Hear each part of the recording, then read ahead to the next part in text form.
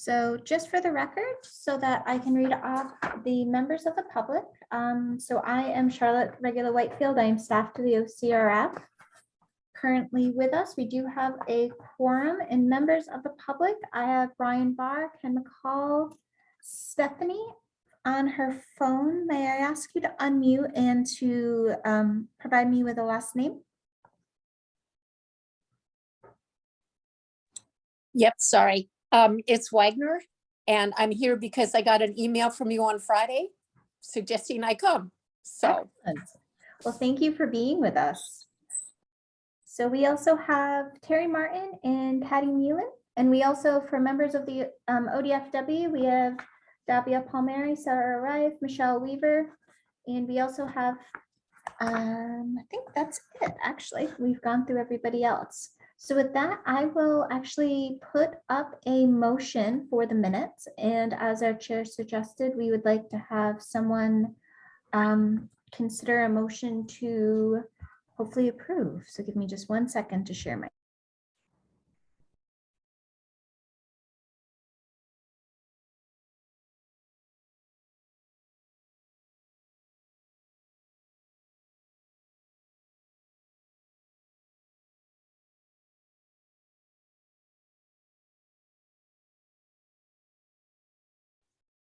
Can we get someone to make that motion? Yeah. Oh, go ahead. You got it, Mark? Yep. I move to approve the June 13th, 2022 meeting minutes with the continued authority to correct spelling, grammar, and punctuation. I would second that. So we have a motion and a second. All approved, raise your hands. Looks like we're good to go. Great. Charlotte, did you have an update on the selection process for committee members? I did, thank you. So we do have currently 2 vacant seats left on the OCRF. The good news is that I have been actively working with the governor's office to try to find some more additional applicants. I have a few emails out to some individuals that might be really great applicants, and we are waiting to hear back. So once again, we have a couple good leads, and we hopefully should be hearing back shortly. I'm wondering, Kaylin, did you have anything else you would like to provide to that, since you're actively working with me to find applicants for these seats? I thought that was great, and would just add that while I was out there on business for the State Parks Commission meeting, tried to tap that network for potential applicants in Northeast and Southeast Oregon from staff and residents there. So that's where we're getting sort of a next round of interest. And I too am hopeful that we'll see some additional interest, and I'm here to help work those applications along through the system as they come in. Well, Kaylin, we really appreciate you trying to help us out, because it's really, really important that we get a full slate. We're so happy to have Sristi, but we're still short. So we got a lot of work that needs to be done, and I'd like to spread it out a little bit. So thank you for those efforts. Okay, I think at this point, what we had thought about doing is talk a little bit about an update on our active grants. And Charlotte was going to give an update on what we've done so far and the last 27 grants approved, and her summary of the commission process, and fill us in on the rest of it. All right, great. Thanks, Carl. So thank you all. I have a couple slides that I'm going to be going over, kind of as Carl mentioned, summarizing those different agenda items. So first of all, I'm going to confirm, are you guys able to hear and see my slides? Okay, great. So just for a very brief update, and this is mostly for the members of the public that might be new to the OCRF. So the OCRF really was created primarily as an advisory board to help advise on expenditures from the OCRF fund to the Oregon Fish and Wildlife Commission. And within our expenditure framework, we really have 2 mechanisms for which we are able to provide funding. The first and the one that the OCRF has used most often is with the competitive granting process. And this has been occurring twice a year. Funding levels range from about 10 to 50,000. And the projects tend to be about 1 to 3 years. The other one is the directed awards through outside of the competitive process. And this is using a process that's a special project request. And this is where projects are brought forward to the OCRF outside of the competitive process that happens twice a year.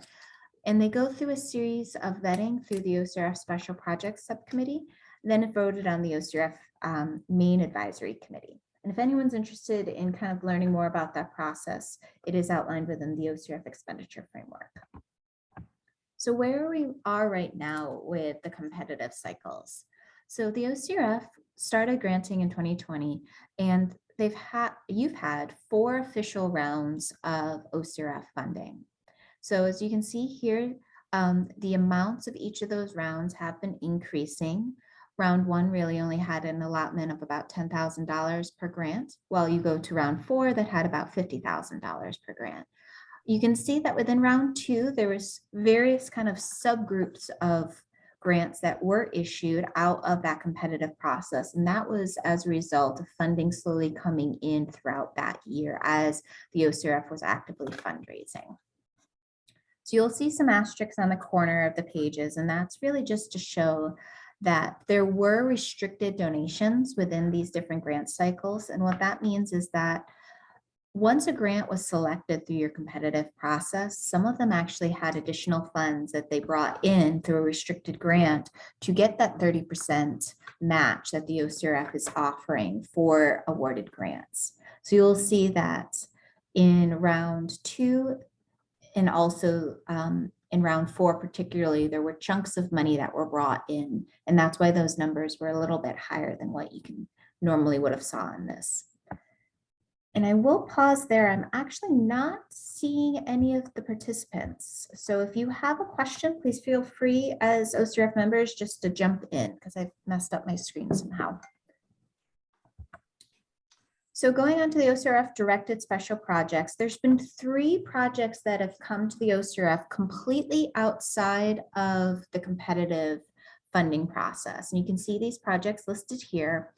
And these 3 projects, for the most part, did bring restricted donations with them, which means that they came to the OCRF with a project, so they already had some money towards it, and they were looking for that 30% basically match to their funds. There was one project that was brought forward by the Oregon Department of Fish and Wildlife most recently this year that did not have a associated monetary donation attached to it, although it did have in-kind support from staff time.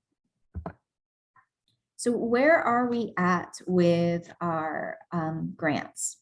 So what you'll see here is that I have all the different rounds of grants, including the competitive projects. The total number of projects that were awarded for each of those, currently we have 90 grants in total that have been awarded. Active grants, as you can see on the bottom, are basically grants that are in good standing with their paperwork and are within their allotted timeline. So basically none of the grant paperwork has expired and they still have time left to actively use that grant. Closed grants are grants that have completely been closed, or grants that are closed out, and means that they've spent all of their money within their allotted timeline. Many of these grants are still within the final paperwork stages. So although they're closed on the back end from an administrative standpoint, I am still actively closing down their cost codes and finalizing their contracts with their signatures. So although we do have 26 grants that are closed, about only 10 of those are completely off the OCRF books. That's an active piece that I am working at to do. Inactive grants I do want to highlight here, and these are inactive for a couple different reasons. We have had a couple instances, as you can see, there's only 4 of them that meet this bucket, that have not signed their paperwork or signed their paperwork but not spent their money within the allotted time and have not received a grant extension. So these are funds that are still allocated to the project. No project has been discontinued at this time, but these 4 grants I am actively reaching out and trying to get a hold of the recipients to make sure that they are aware their contract paperwork is out of date and that they need to either sign an amendment with us to continue their grant, or their grant will be forfeited. No grant is going to be in this position until most likely at the end of August, if any of them do stop responding to the grant. So with that, I am going to stop sharing my screen so that I hopefully can see all of you, and pause to see if Carl, as the chair, if you have anything else you'd like to add, or open it up for questions from the advisory members. Yeah, do you recall, can you name any of those 4 that have not really responded? I can name them, but I would rather not do it in a public setting because I haven't fully communicated with them. That said, I will be sending a more detailed update of exactly where in this tracker system every grant is to the advisory members, and you will be able to see it in there. Right. Well, then, with that, thank you so much for putting that together. That helps us keep track of what we've done, and I'm really proud of that. I think it looks great. Do any of the other members have any comments about what Charlotte just presented? Yeah, Charlotte, I thought it was really helpful. That's a really nice summary table. So thanks for putting that together. It's impressive how many grants and moving pieces there are and how many things you have to keep track of. If there's 10 things per grant and 90 grants, you're bordering on 1,000 pieces of things to track. So thank you for doing that. I guess the one question I had, and I don't know if you can, where it's at with that, but of the 26 projects that are closed, do we have final reports from them, or what have the grantees provided back to you as sort of closing out their projects? Yeah, thank you for that. So definitely there's a lot of moving parts for all the projects. I think beginning to end, we have about 8 stages that a grant contract will move through as it progresses. So there is a lot of moving parts. But to your question specifically about reports, that's where I gave that nuanced of the 27 projects that have closed, 10 are completely closed out. I have 10 final reports that I can provide to OCRF members. I'll put it most likely in a Google Drive. And then once I reach out to them and confirm, several of those are going to be put on our website, just so that other applicants can see. The nuance to that statement is that when the OCRF started, there wasn't clear reporting guidelines. So what is constituting a report is a little bit variable. Some are short emails with email attachments. Some are beautifully detailed scientific papers. That said, everyone has very much been very genuine with what they are providing, but the scope and the scale of it is different. Those will be available to all the OCRF members. Once I continue through the paperwork of officially closing out the additional roughly 17 projects, I will be getting some sort of documentation for each project as we close. That is a requirement in order to at least close out the project, is they have to give us some form, even an email of what happened and where did the money go. Charlotte, have we That's- tightened up that requirement at all about reporting? I thought we had put more specific things about reporting. No, we have specific language saying they have to report, but the format, length, and extent of which is not laid out.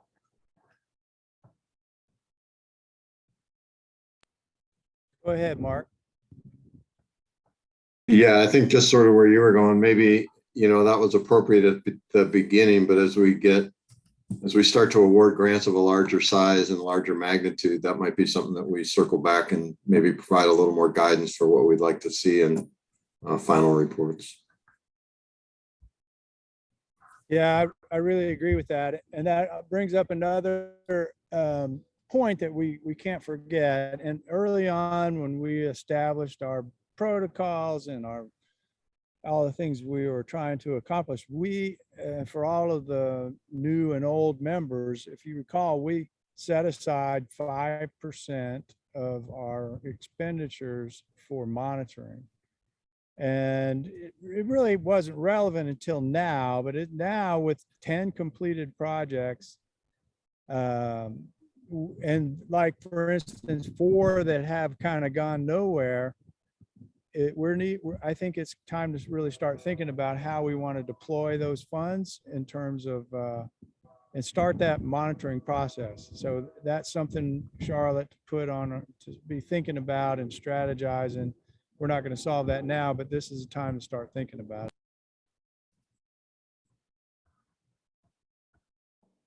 Absolutely. And that's one of the things that are kind of on my to-do list for the later this summer, and specifically going to be very important come our in-person meeting, which we'll address later in this agenda, is that's where I really want to do a very deep dive on what do we need for monitoring, what do we need for programmatic evaluation, and really make sure that we, as we move forward, now that we have 90 active grants, an upcoming grant cycle, that we really get a handle on what that is. And my goal is to continue to try to close out as many of those grants as possible.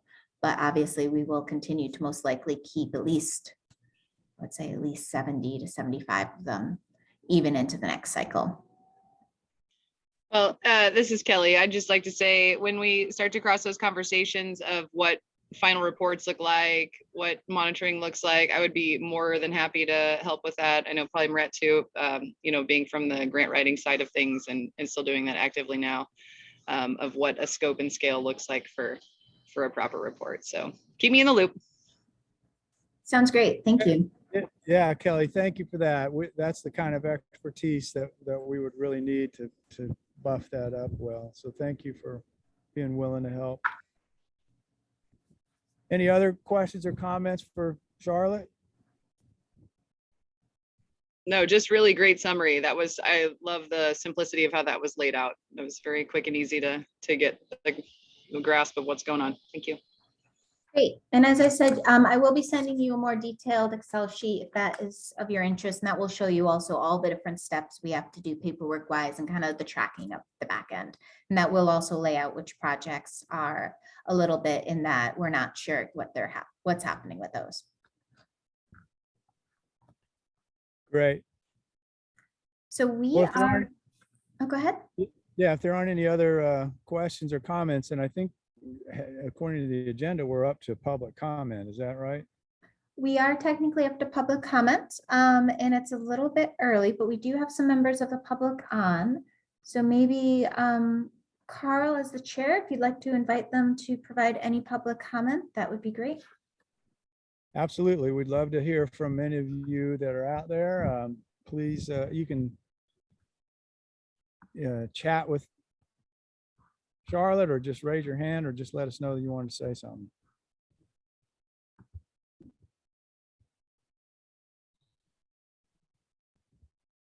We're getting some comments that they're not necessarily wanting to comment, so that's great.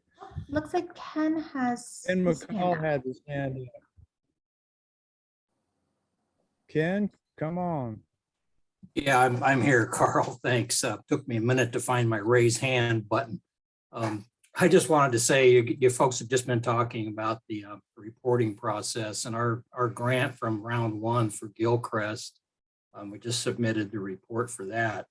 And I'll say it was extremely easy to do, although not having the format and sideboards, metrics or whatever for the for a format, if you will, on reporting does make it a little bit different. I'm sure that Charlotte's getting a wide range of, of types of reporting. But, that said, it looks like you guys are well headed toward a fix there, which I think will be good for people doing reports in the future. And then the only other thing I wanted to say was, hey, thanks so much for the grant. We did get one extension on that grant just because it was very trying to get ODOT at the state level to the highest level to put the emphasis on getting that project done with the fencing. We're not done yet, but we expended all the OCRF funds, including the match funds that came in from a couple of restricted grants. So anyway, I just wanted to say thank you all very much for your hard work and for the grant. That's all. Ken, you're welcome, and thank you for making that incredible project happen. I mean, I drive by it all the time, and it's just so gratifying to see it, and it looks great and seems to be functioning really well. because I can tell it's functioning in the area that's fenced, because every time I come to the end of the fence, there's a dead deer there. So if we can extend that, let's just do it. But it's a fantastic project, and hopefully will help stimulate the rest of the state to do the same kinds of things. So thank Yeah, you you're guys. gonna, for you're making definitely that. gonna see some more action, and the finishing of that fence this shouldn't say calendar year, operational year for the for contracts. So it's happening. And when it does, I know ODOT's gonna be all over doing some good press on that. And never forget that it takes a village for something like this. There's a bunch of partners involved. Well, thank you, Ken, and thank you for participating in our meetings like you do. We really appreciate you being here. Is there any other public comment? I know you can't see me, but I'll just say I was pleased to get an invitation to attend today. And we actually have a oak woodland restoration grant with you guys that we were approved at the end of last year. And it is well underway. We haven't applied yet for any of the reimbursements on it, but we are at the stage where we've gone in and looked at what we're doing for our oak release, and things are moving along well. We're in the permit application phase now. So just to give you a little update on that project. So thank you very much. Well, Stephanie, thanks for that update. We appreciate you coming and participating with us, and we're excited to have that project move forward. I mean, it's just so gratifying how many different things we've gotten involved in. And so, again, thank you for coming and commenting. Anything else? All right. Well, Charlotte, are you ready to move on? I am. So we are a good 15 minutes early. So hopefully I will give you guys back some of your time. I can see with the beautiful sunshine outside, but I will be sharing my screen once again and providing a brief OCRF funding and expenditures update. Once I start clicking the right screens.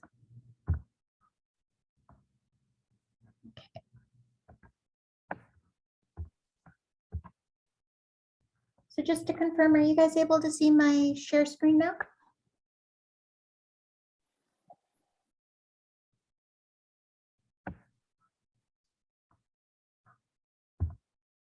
Oops. Are you guys still there? Yes. we Okay, can see it. perfect. Thank you. Apologies, I can't actually see any of you now for some reason.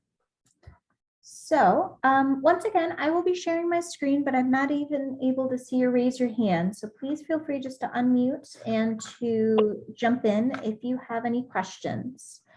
So I will be providing an update on the OCRF funding and expenditures. So basically, just as a very brief overview of OCRF funding, the OCRF is really made up of public and private funds.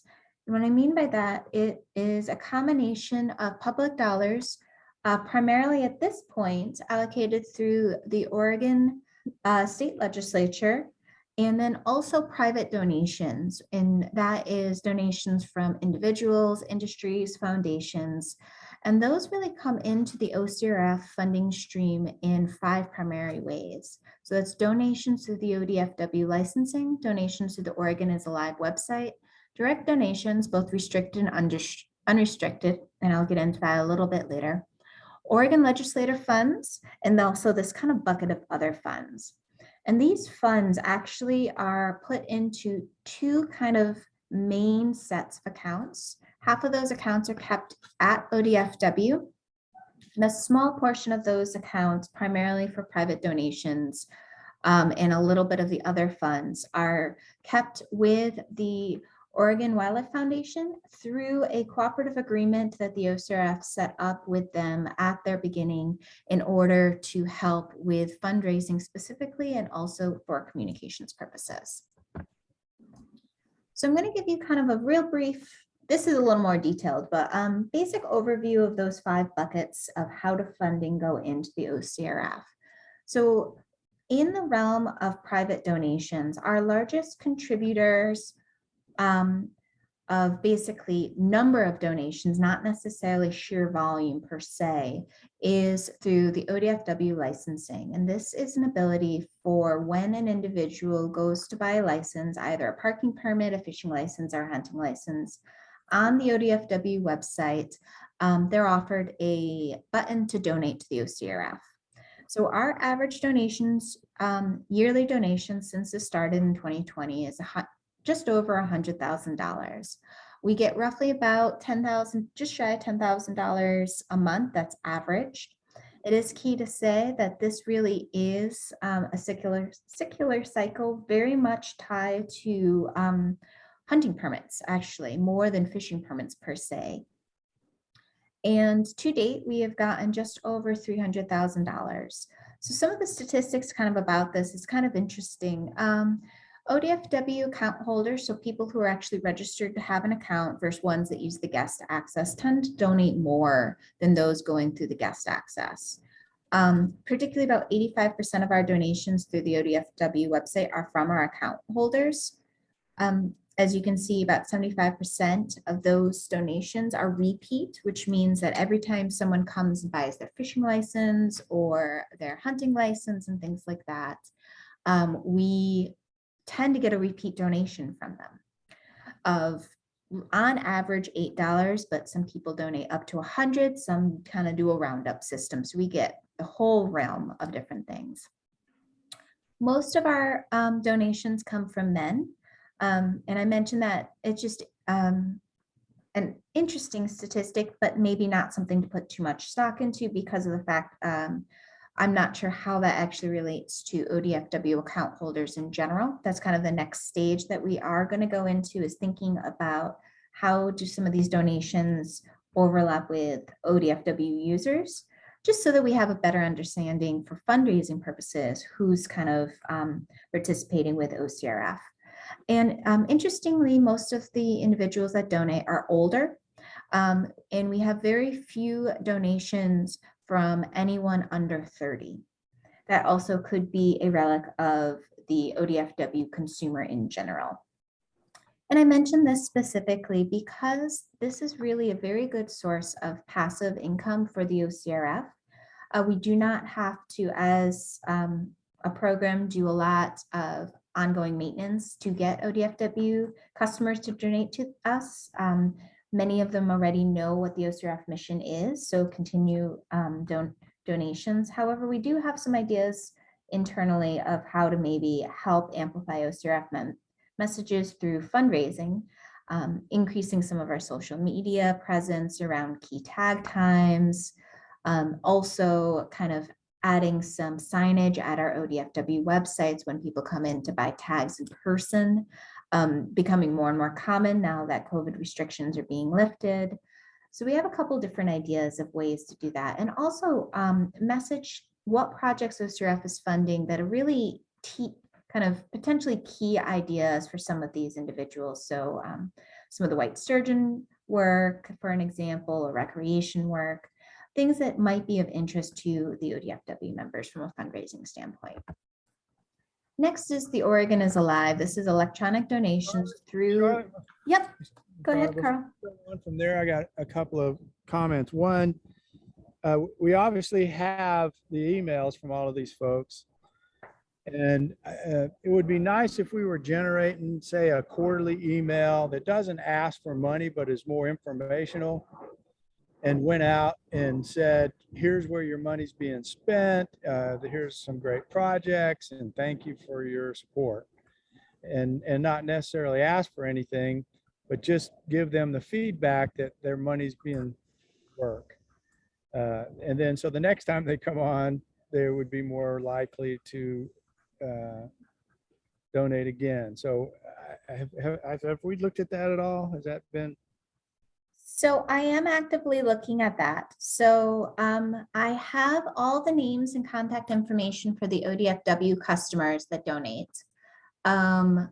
I do need to confirm internally if we are able to send out a thank you email to them in association to that. I'm not 100% sure if we are going to be able to do that.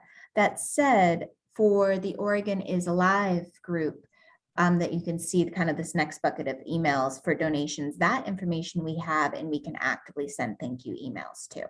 But I'm just double checking what is the allowability of us to email ODFW account holders directly, or if maybe we can add it into some sort of bulletin ODFW sends out already.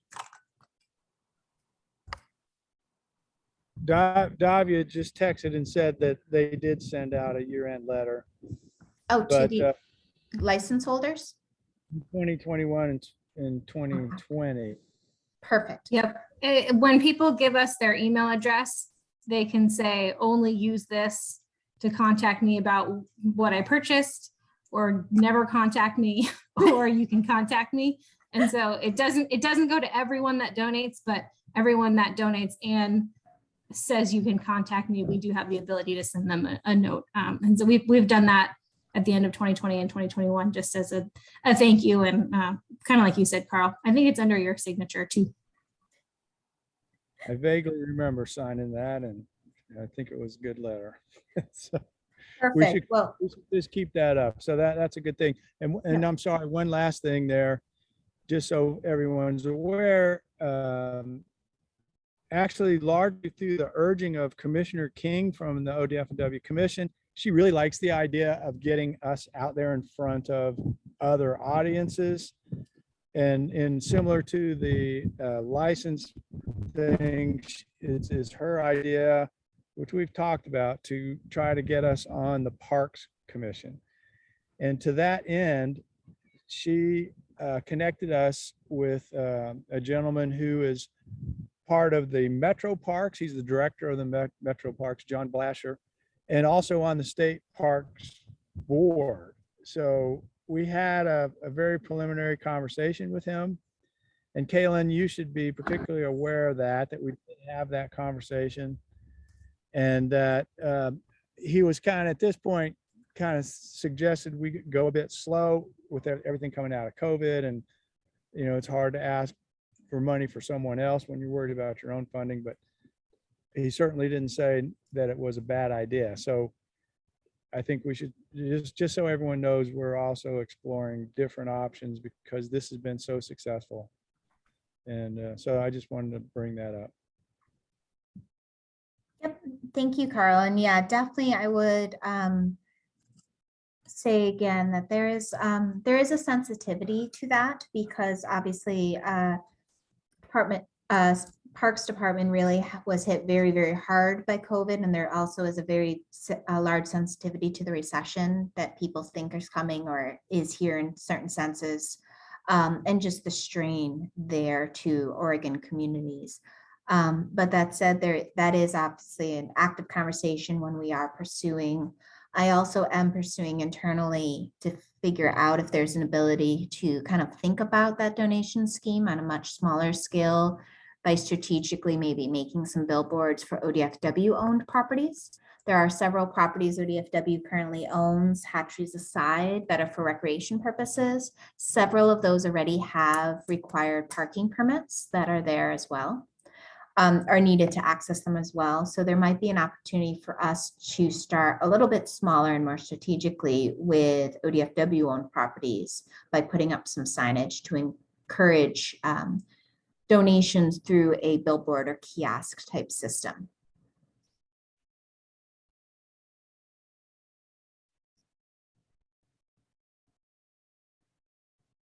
All right, hearing no additional comments, I will keep going forward. And once again, apologies for not being able to see you because my screen is messed up. But for Oregon is Alive website, so the Oregon is Alive electronic donations, this is through our OCRF secondary site, much more public facing than the kind of the, I would say also public facing, but a little more nuts and bolts site of the ODFW site where we post a lot of our meeting materials. This does have a donate here. To date, it's raised about $70,000. of unallocated, unrestricted. There are a few donations to the site most recently, and most likely that is because we haven't necessarily had a very large kind of fundraising or donation program going on right now. So that is one of the things that I am working actively with the Oregon Wildlife Foundation on, is kind of thinking about our communications in general as OCRF, but specifically thinking about ways to re-energize this site and our social media to start getting a lot of these donations start coming through the door. There's also a particular interest in trying to get industry donations through this site and through the Oregon Wildlife Foundation. So I'm working with Sarah Armstrong at OWF, and we are hopefully in the next couple of weeks kind of going to start outlining some more communications and fundraising strategies of various sizes. And there most likely will be consideration of seeing if there's an ability to get a contractor or a temp on board for the OCRF, in addition to myself, to maybe consider creating some of these communication materials or to facilitate either one-off or strategic planning for fundraising for the OCRF. So I would just kind of put a stay tuned for that, because that will be tied to this site through fundraising, but also tied to the site for funding needs. So large donations, these are large restricted donations, and I'm only really giving you the most recent donations. There has been past donations over the years. So just so that you are aware, so far in 2022, we've received $135,000 of restricted donations. OCRF, as part of our 30% match, has put up just over $40,000 of OCRF funds towards this.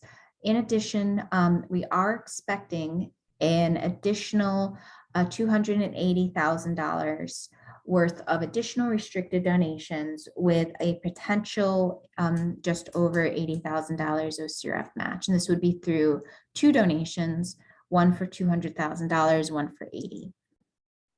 So just to be clear, that these restricted donations are for specific projects that have come through the door. And some of these are for projects that came in through a competitive process. Some of these are for projects that are our special projects. So this is just something to make sure that we consider that although it is money through the door and technically counted towards our fundraising goal, it does not go, for the most part, towards our ability as a program to run the competitive RFP process. These are just additional kind of plus ups to specific projects. Charlotte, technically, in some ways, you could say it actually takes away from that ability, because we do provide that 30% match. But as you all recall, we elected to continue with this match program, and there's many reasons to do that. One, it gets more money on the ground. But another, to me, is if we can show, let's say we raise $1 million this year, that's really powerful in the legislature. And I'd really like for us to hit that number. It really would be useful to go to them. And so that's part of the reason that not only what we're doing is taking private money and putting it on the ground, but it helps us, I think, position ourselves for even more funding via the state. So I think it's important that we all know about this and that we're thinking about it and trying to get as much money through this as we possibly can. Any comments on that? Great. All right. Thanks, Charlotte. Great. So legislative funding. So this is pretty much our largest bucket of money that comes through the door. And this really has two things. Oh, I do see a typo here. So so legislative funding that the account currently has, we already got our HB 506 that has both pockets have been received. That pending legislative funding is already in our door as well. This was a slide I borrowed from something else. So we already have that ARPA money in the door, and you'll see we've already spent that.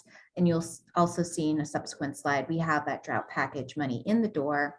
Remember, that's going to be $1 million for our general OCRF operating, for really dedicated to our drought funding work and our aquatic and pretty much anything wet resilience work. And we have that already in the door as well. At this point, we do not have any official legislative funding teed up. The ODFW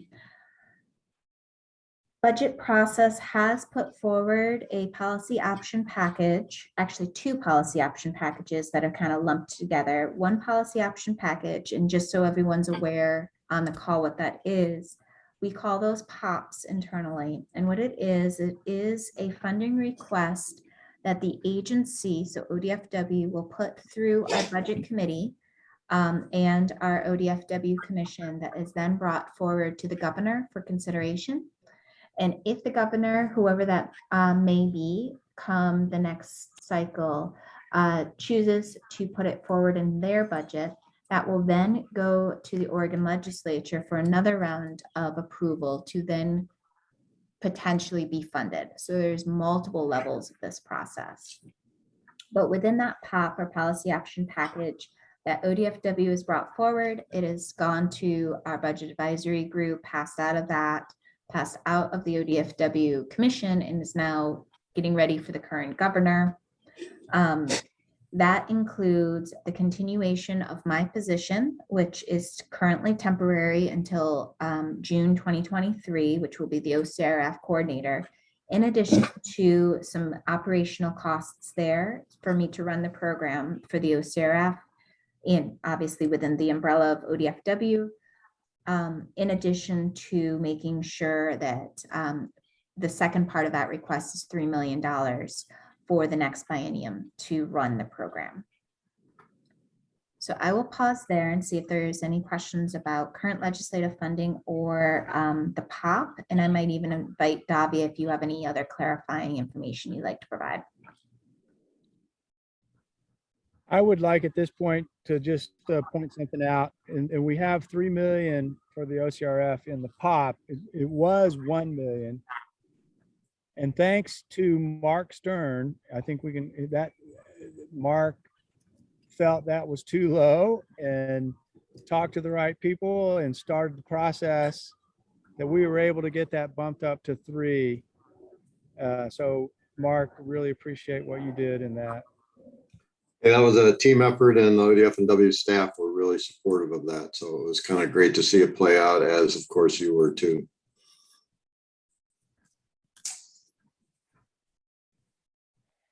Charlotte, this is Shrishti here. I had a quick question regarding the ask in the POP. For the last the first one, so the 2019 cycle where the legislature gave us the $1 million, it came with the general, with the private donation match ask for it. So this 3 million is not assumed to have it. This ask is presented as such to the legislature, and we'll see how it unfolds. Is that what we're thinking?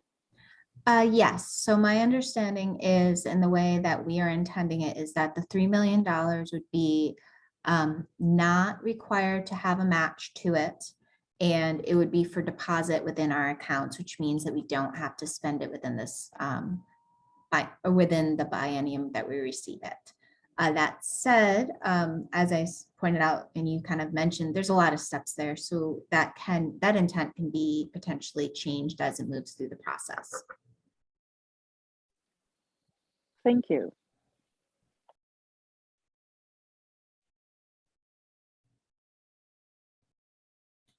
All right, hearing none, I do want to go into kind of the next couple pots of funding really briefly.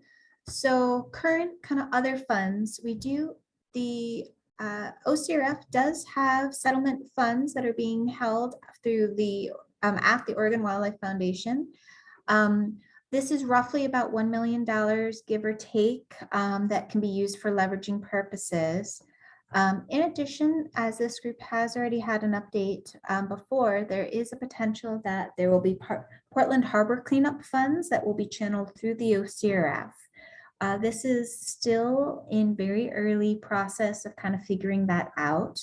But if this Portland Harbor cleanup funds do kind of end up coming through the OCRF, that will be roughly $750,000 that will be channeled through the OCRF for the OCRF members to help program through a competitive grant cycle.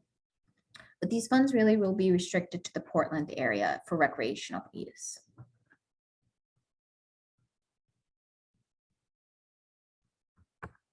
So summary of funding, and then I will go back to our main screen so that we can kind of discuss this a little bit more. So what I've done here, these are still rounded estimates, roughly to the nearest 1,000 or so, to the best of our ability. As you can rapidly see, we have grants coming in and grants coming out. So some of these money are a little fluid, but this should give you a good sense of what's going on. So within our OCRF Oregon is Alive account, this is money that is held by the Oregon Wildlife Foundation on our behalf. It's about $60,000. And this really is funding that is critical for us for programmatic purposes to allow us to rapidly hold events, get different contracts in and out the door. So these funds are here, but really most likely should be used strategically and most likely not for proposal purposes per se. But that said, it is at the discretion of the advisory group. So I would say maybe that it would be a nest egg concept. Other settlement amount, once again, roughly just shy of $1 million. This money, once again, is fluid. It is really going to be a good source of leverage funds they are being held by the Oregon Wildlife Foundation on OCRF's behalf. And that money currently, the money that you see taken out of that from the $1 million that I just proposed was to help fund the OCRF staff position, so my position. So that is where those funds have already been spent out of. Also, just to be clear, the Oregon is Alive, why that number is a little bit lower is we've already used that for some event costs. You'll next see in line 3, the ARPA federal dollars are at 0. Those funds have been completely spent out. And those funds were spent on the last RFP that was approved in June 17th by the ODFW Commission. And that process, the ODFW Commission did approve all grants in total and had no questions, so unanimous consent there, but those funds are spent. Next you'll see is the drought funding package. Those funds have already been spent, and those are spent on a combination of the ODFW drought communications package that was $150,000 in addition to several of the projects, and the last round of funding we were able to include on that drought funding package. And remember that that drought funding package, although primarily going to be used for kind of the wet resilience, the drought resilience, the water thinking kind of concepts, there was that split of the $1 million for OCRF general operations, $4 million for really that drought intentions. Lastly is the ODFW donations to date and remaining funds from the 5006. We have just shy of $100,000 left there, and those really are the types of funds that most readily can be used for this match that is the 30% match that the advisory committee has been doing. So if it is the intent of the OCRF to continue with the match program with those 2 expected grants coming forward, the one for 200,000, the one for 80, that match would come to $84,000, which would to this time be covered by the 95 that is remaining in that kind of last line there. That said, remember that that line does slowly increase throughout the year based on ODFW donations, which were just shy of $10,000 a month. Also, just to make sure everyone is clear, is that none of the current funds that we have in hand have any time limitations. So therefore, they all were directly deposited within the OCRF accounts and will not expire. The ones that did have kind of quote, air quote, expiration dates, the ARPA funds had to be spent by 2024. Those have all been allocated. And as long as those projects continue forward, will be spent. And also funding from HB 5006, which you could recall were just shy of just over $500,000. Those funds have also been spent. So with that, I'm going to stop sharing my screen so I can see everyone's faces, and I will pass it back to the chair to coordinate any questions we may have. Well, first of all, Charlotte, that last slide was really valuable. Thank you so much for putting that together. That helps me kind of organize my thinking about what we've got. And man, we are in a great position. We really have to husband the money that we've got, but we've got some money. We've got some money to do some great things. And if the legislature comes through with the 3 million that we're asking for, and we're certainly going to take every opportunity to ask for more during the process. So that really sets us up in a good place. So thank you for putting that slide together. Any other comments for sure? No, I don't think I had any specific to that. At some point, I do have I'm curious of just the overlap between us and the ODFW R&E program, because I used to spend a lot of time writing those grants, but then they kind of went to the wayside and went to only funding ODFW projects mostly, at least down in our region. And so I was just curious. I know that's a bit of an aside, but it's, it's a fund that's set up to fund recreation projects, fund ODFW. They've got a full board and a RAC committee that votes on all those. And so I didn't know if there's any overlap between our group and that group. So actually, great question. I just had a series of meetings with their staff so that I learned a little bit more about that. Are you talking about applicants to our group or structural processes? Because we touched on both. Yeah, no, that's good. I think both. It just seems at this point now, that this started up too, it does seem to be doing a similar task that one is also sort of accomplishing, even though it really focuses on access and creating ODFW access, fishing access, getting people out there. But yeah, I was just curious of what, if our trajectories are parallel or crossing at some point. I would say parallel, but a very good distance between us. So procedurally, I am actually trying to get us a little bit more parallel for contracting purposes, and that's for just maximizing staff time and maximizing internal workloads.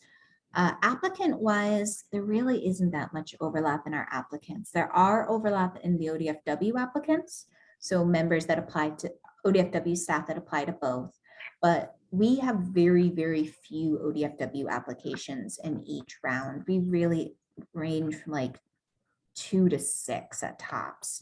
So I don't think there is any sort of overlap with need in applications per se, but for my own staff time, I'm very much trying to align and trying to maximize what they're doing. Yeah, great. Thanks, Charlotte. I was just curious as we're moving along. Thank you. Kelly, thanks for bringing that up. Any other comments, questions? Looks good. Great summary. Thank you.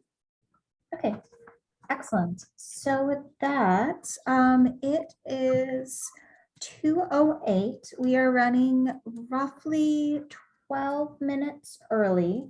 Carl, would you like to propose to have a break early, or do you want to keep rolling through the agenda? How would you like to approach this?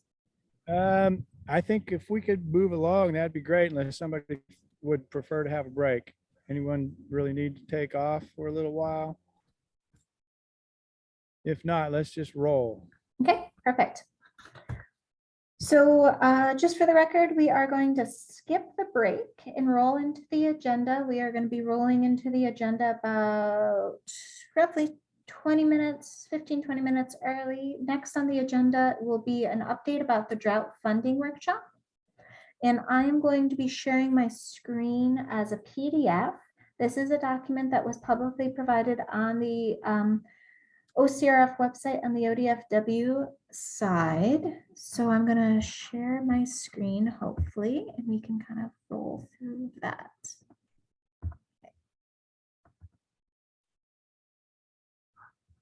All right, so bear with me for 1 second. Perfect. So hopefully at this time you are able to see my screen. And the intent of what I'm going to be doing here is basically just outline what is the purpose and the timing of this workshop, really kind of discuss what the OCRF really wants to get out of this. And then also kind of then pass it back to the chair to kind of discuss a little bit more in depth who will be present and what kind of pre-meeting materials that we're hoping to do. So just so everyone is aware, as we just covered, the OCRF received a large chunk of money from the Oregon legislature for kind of drought, as part of the drought package statewide. This was part of a multi-million-dollar across the board drought package that the Oregon legislature and the Oregon governor put together to really help the state of Oregon and our communities really address drought across the board.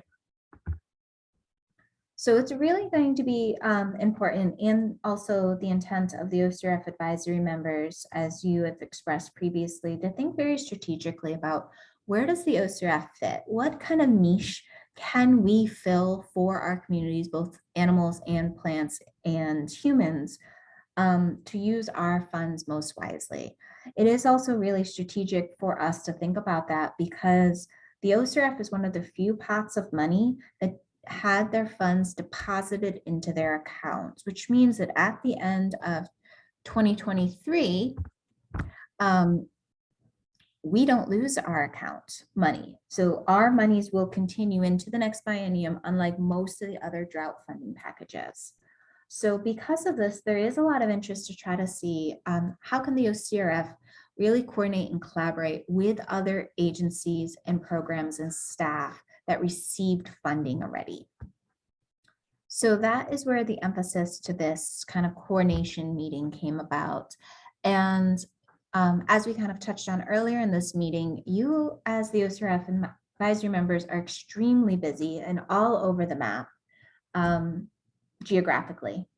So we've kind of settled on a virtual meeting on August 1st, really kind of capitalizing on a pre-existing time this group normally meets, which is the first Monday of a month from 1 to 4. This will be a virtual meeting with invited partners and other attendees, including ODFW staff across our programs and divisions. OWEB staff are really going to be critical here because they've received a large chunk of money. We have invited some DLCD staff just from very much a community resilience standpoint, and some WRD staff have also received funding and to help coordinate here.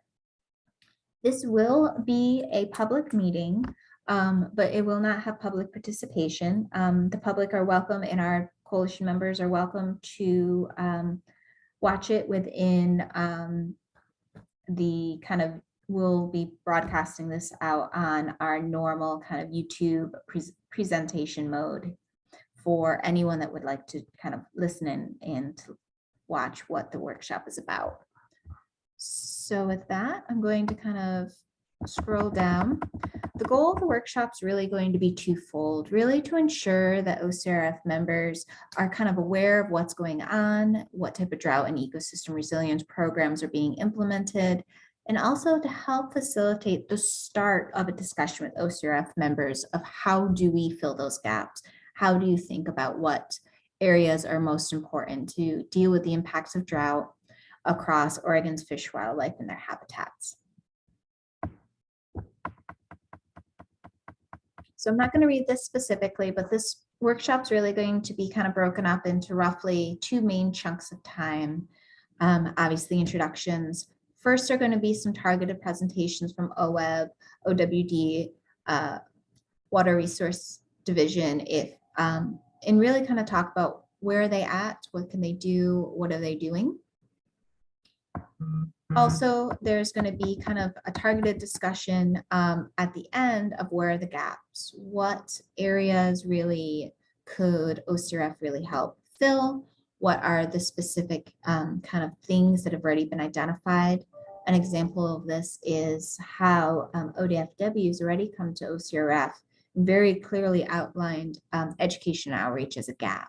And the OCRF has stepped forward already and really helped provide needed funding to fill that gap through the funding of the special project of the drought preparedness campaign. And last but not least, it's really going to be important, and this I do want to note, is this is the start of a conversation but it's going to be really key to hear from the OCRF members and to kind of get some reflections, thoughts to start having that conversation about how do we strategically plan these funds moving into our subsequent RFP cycles. So with that, I'm going to stop sharing my screen and pass it back to Carl as the chair. And really, the two things we'd love to hear, and I defer to you, Carl, but maybe even around Robin, of if everyone's going to be available and maybe what would they like to know prior or during the workshop, just so that we have a good sense that we're using your time wisely. Yeah, so I think this is a really important, I'm going to mute for just a second because there's a jet going over.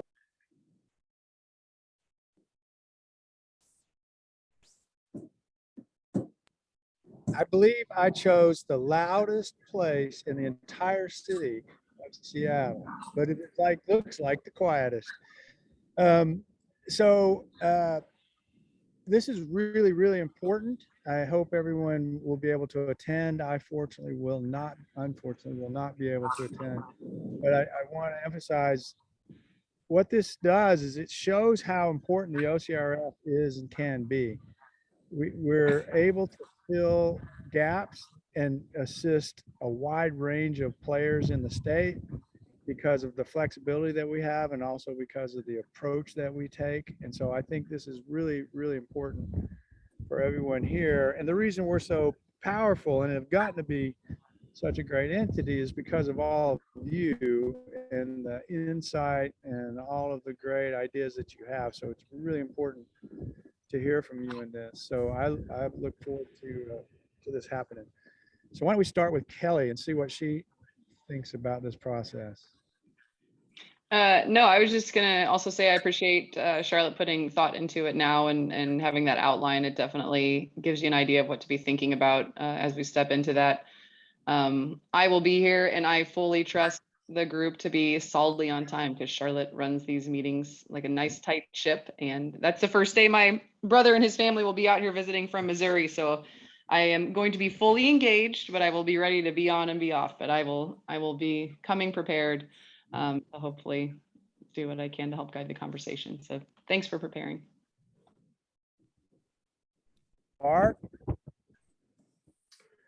Yeah, thank you. Yes, I'll plan to attend on August 1st. I appreciate the heads up here. I guess if there's presentations from the partners, OWEB, Water Resources, and the department, it'd be great if those are available ahead of time, or if there's, I don't know how in-depth their presentations are going to be, but it's always helpful to, if we're really going to try and respond in live time, it'd be helpful to have some of the materials ahead of time so we can sort of get our brains rolling in that direction. So that's one thought there. The other one, I'm curious, I know when we funded the media package for the department, you sent a follow-up email to some of the key groups that helped basically support that budget allocation in the legislative session. I think it was some of the groups that did the lobbying for it and some of the nonprofit groups. I'm just curious, sort of on two fronts, did you hear back from them? Did they even respond or acknowledge in terms of the investment in the ODF&W media package? And then sort of the second half would be, I don't know how it would be structured exactly, but maybe thinking about if those groups would also have input to what it would look like going forward. So those are great questions. So we did hear back from all of them. I'm happy to forward you guys all the emails. We heard great support across the board. And I know James Frazier just joined, so I know he was one of the individuals that were instrumental in organizing that. And so I don't know if James, you want to comment on any sort of feedback in response to Mark, at least with the letter? Sure, yeah, happy to jump in. Hi, everyone. James Fraser, Oregon Policy Advisor at Trout Unlimited. We did receive the letter and really appreciate receiving that a few weeks ago.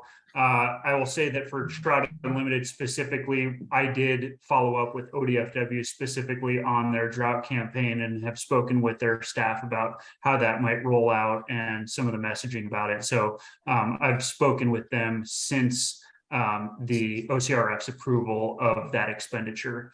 And I'm happy to answer any other questions, but I think that's everything that you might have asked for me specifically. Great. Yeah, thanks for that. I'm really glad you're keying back into the ODF&W staff, because I think, TU and other groups will have a good perspective on how to help shape that message and, deliver it to the key audiences. So thanks for continuing to engage on it. Of course, thank you. Yeah, thank you, James. And then also to your second point, Mark, about format of the workshop. So this is very much in the draft mode. And right now, so this will be a fully public meeting, and we are absolutely going to encourage and invite all of the stakeholders to come and watch and make sure that they are definitely aware of what's going on. Ways for them to pinpoint and target in, I think, for transparency's sake, it's a little bit of a to be determined. I think it's going to be important that we keep it a public facing meeting with everyone participating and learning, but also targeted so that we can kind of have this as a first stage of an informational. And to be clear, this is going to be presentations from everyone. We kind of get a gut check, and then subsequent OCRF meeting, we are going to actively think about where does the OCRF fit into that. And that's really going to be a prime area for, I think, our stakeholders to start feeding in what they would like to do, because that gives people the time to kind of digest what happened at the workshop, think about it, and have more additional time to have that interaction. That said, this really is a workshop to help guide the OCRF. So if there is a strong interest or need to have additional people very targeted there at this first session versus holding over to the next meeting of the OCRF, we can definitely discuss that.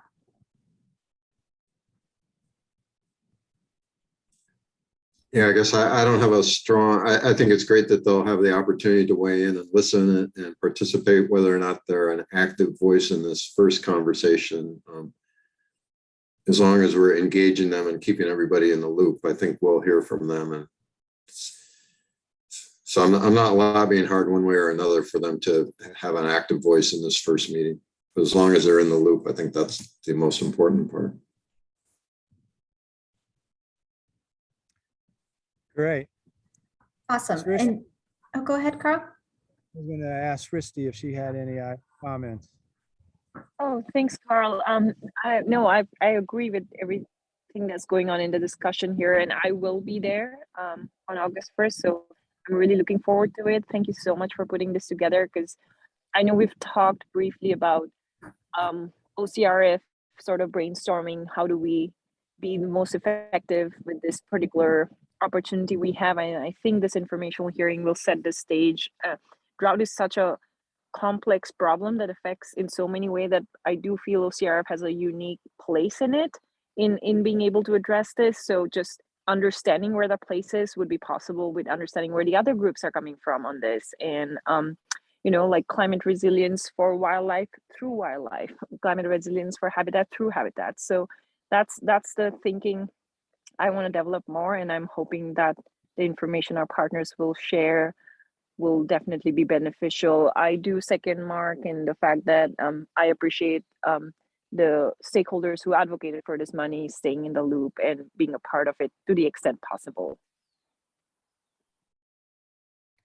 Thank you for that, Srishti. Great comments. Marat, have you thought about this?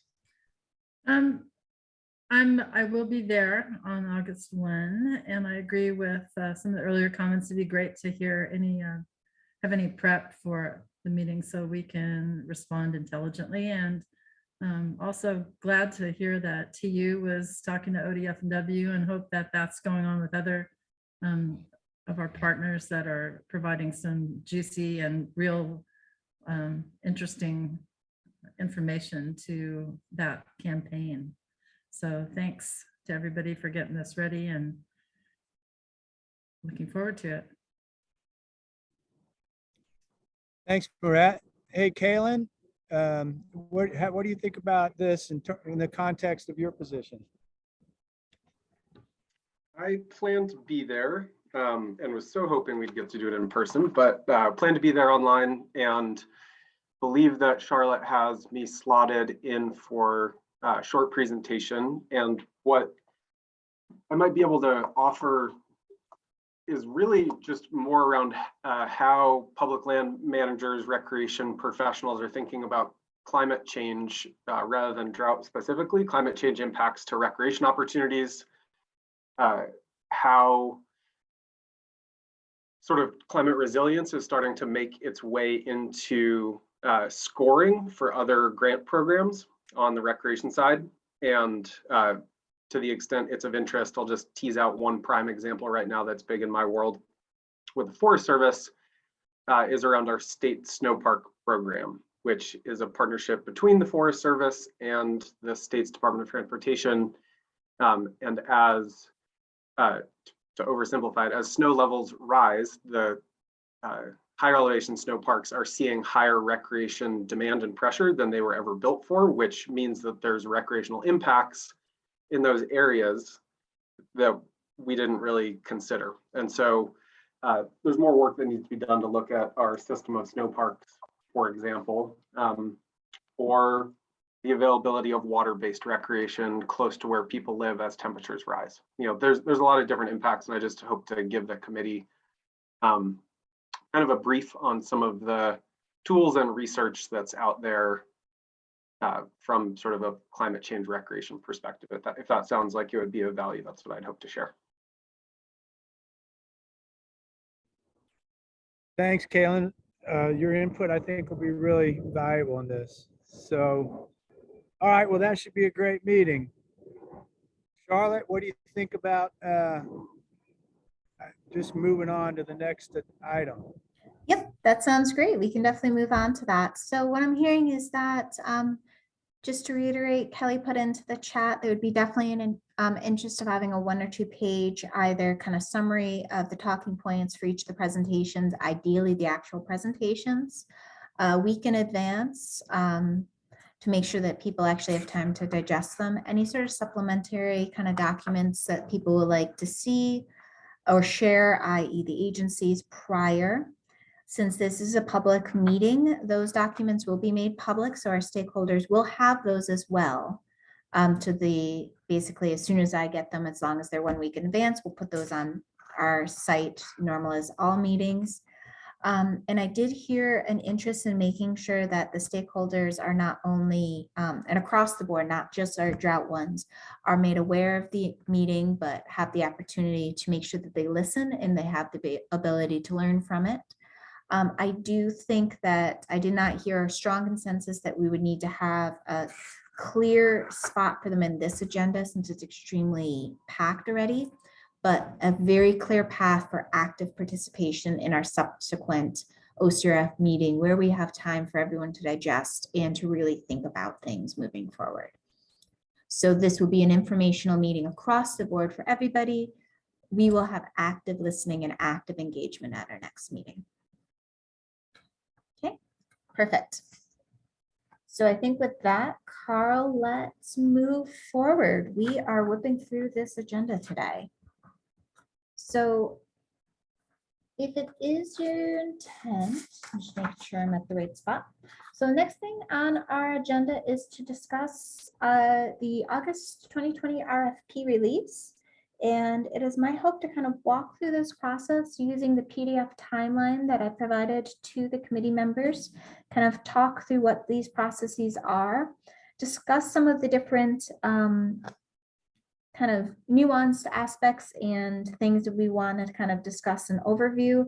And then we're going to open it up and have Carl, you as the chair, help facilitate a conversation really about what do we want to update within this RFP? What do we think really we might want to tweak moving forward? So does that sound good to you, Carl? That sounds great, Charlotte. Move on. So I'm going to go share my screen again. And as always, once again, I can't see you guys, unfortunately, so just interject. So this is a draft kind of outline of what I am seeing our next RFP cycle to unfold as for a timeline ways. I'm going to go through this line by line and really kind of talk about some of the nuances of some of this as well. So obviously we are July 11th, starting here. First thing that we're going to kind of talk about is basically, this is where we're going to go through this agenda, make sure this agenda is where people would like it to be, finalize this agenda, and really kind of talk about if there's any sort of specific announcements or nuances we want to put in a pre-announcement. And I'll get to that next. And that is really kind of something that this group has done in the past, but I want to make sure that we do it again this time, is that it is my proposition that July 28th, we put out a pre-announcement to the upcoming award. And this pre-announcement would go out through our public channels, GovDelivery, any of our stakeholders on our websites. And really what this is going to be is just a, hey, everyone, we are going to have an RFP coming out hypothetically on August 12th. Keep an eye out for this. And that's about it. The details specifically of the RFP and any sort of really clear kind of guidance won't be made until August 12th. But what this allows individuals to know is, hey, put it on your calendars, and B, start getting your projects together. And that collection of stakeholders and kind of thought process of what their projects are going to be really is critical. So this gives people the additional step. The reason this pre-announcement in my mind is going to be kind of important this time around is because we might want to, and most likely will, kind of put any sort of priority interests or subsequent kind of, I would say, changes to what we've done for the RFP in the past following the August 1st coordination meeting. To be clear, the next pot of money we're primarily going to be using for this next round will be drought-related funding. So that said, at the end, I will talk about a little bit, how do we help program those funding so it falls within that kind of drought, wet, resilience buckets. Not all of our funding has to go that way. We do have that $1 million that we can use in reserve, but it is going to be kind of strategically best, most likely, to make sure that we can, if we can, to try to have all of our projects have a drought lens to them, or an aquatic or resiliency lens to them, so that we can best utilize those funds through competitive processes. But as you saw, we do have other funds. So that said, we kind of do our pre-announcement, we do some planning August 1st, and then really August 12th is when the RFP opens. This will have all of our official guidelines similar to past RFPs, any adjustments we choose to do, and this will remain open for 8 weeks. This is a standard process for as long as RFPs are open. We will use the same format this time around of doing the Google form, potentially with slight alterations to that form to make it a little bit more user-friendly on the back end. So I'm not going to go through each of these individually, but what you'll see here is that it is my intention to try to have roughly 4 weeks for ODFW technical reviews. This is standard practice that we've done for all of the past 4 rounds. And then where I will pause and just make sure I draw your attention to is that we will then have 4 weeks for the ODF or for the OCRF advisory members to review projects. This is slightly shorter than normal. And it is my intention that hopefully with feedback from you guys, I will get a sense of if you think this will be enough time for you to have those. That 4 weeks will involve you having the actual proposals and the staff reviews at the same time. So maybe I will actually, instead of continuing to speak, I'm going to pause there and see if there's any sort of immediate thoughts on that before we kind of continue through the process. Charlotte, I had a question just for reference. So what used to be a typical timeline for OCRF advisory committee members? And on an average, how many proposals would that mean in that time period? Just a ballpark number. Yeah, so that's an excellent question. So OCRF advisory members have had anywhere as low as 3 weeks to as much as 6 to 7 weeks to review these. The OCRF advisory members have had as small as 4 projects to as many as 12 projects, 12 to 15. Some of them, I think, even had 19 last round. So very wide range of the number of projects and the timelines. My gut says that within this next round for the 4 weeks, you will most likely have 20 projects to review. Got it. Thank you. And these Charlotte? are short. Sorry.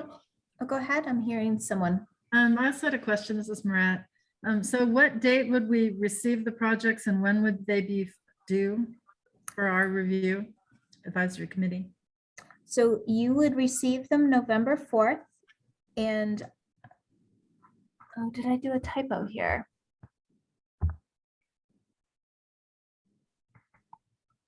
And you would, and I would get them back the 25th, if my math is correct there. Is that 4 weeks?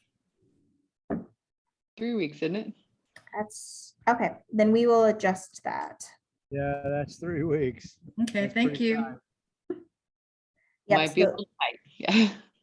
Okay, and we can make that work. So then what we would do is I would get your scores back not gonna do math on the fly. I will get them back most likely December 2nd and still have them ready for you the 5th.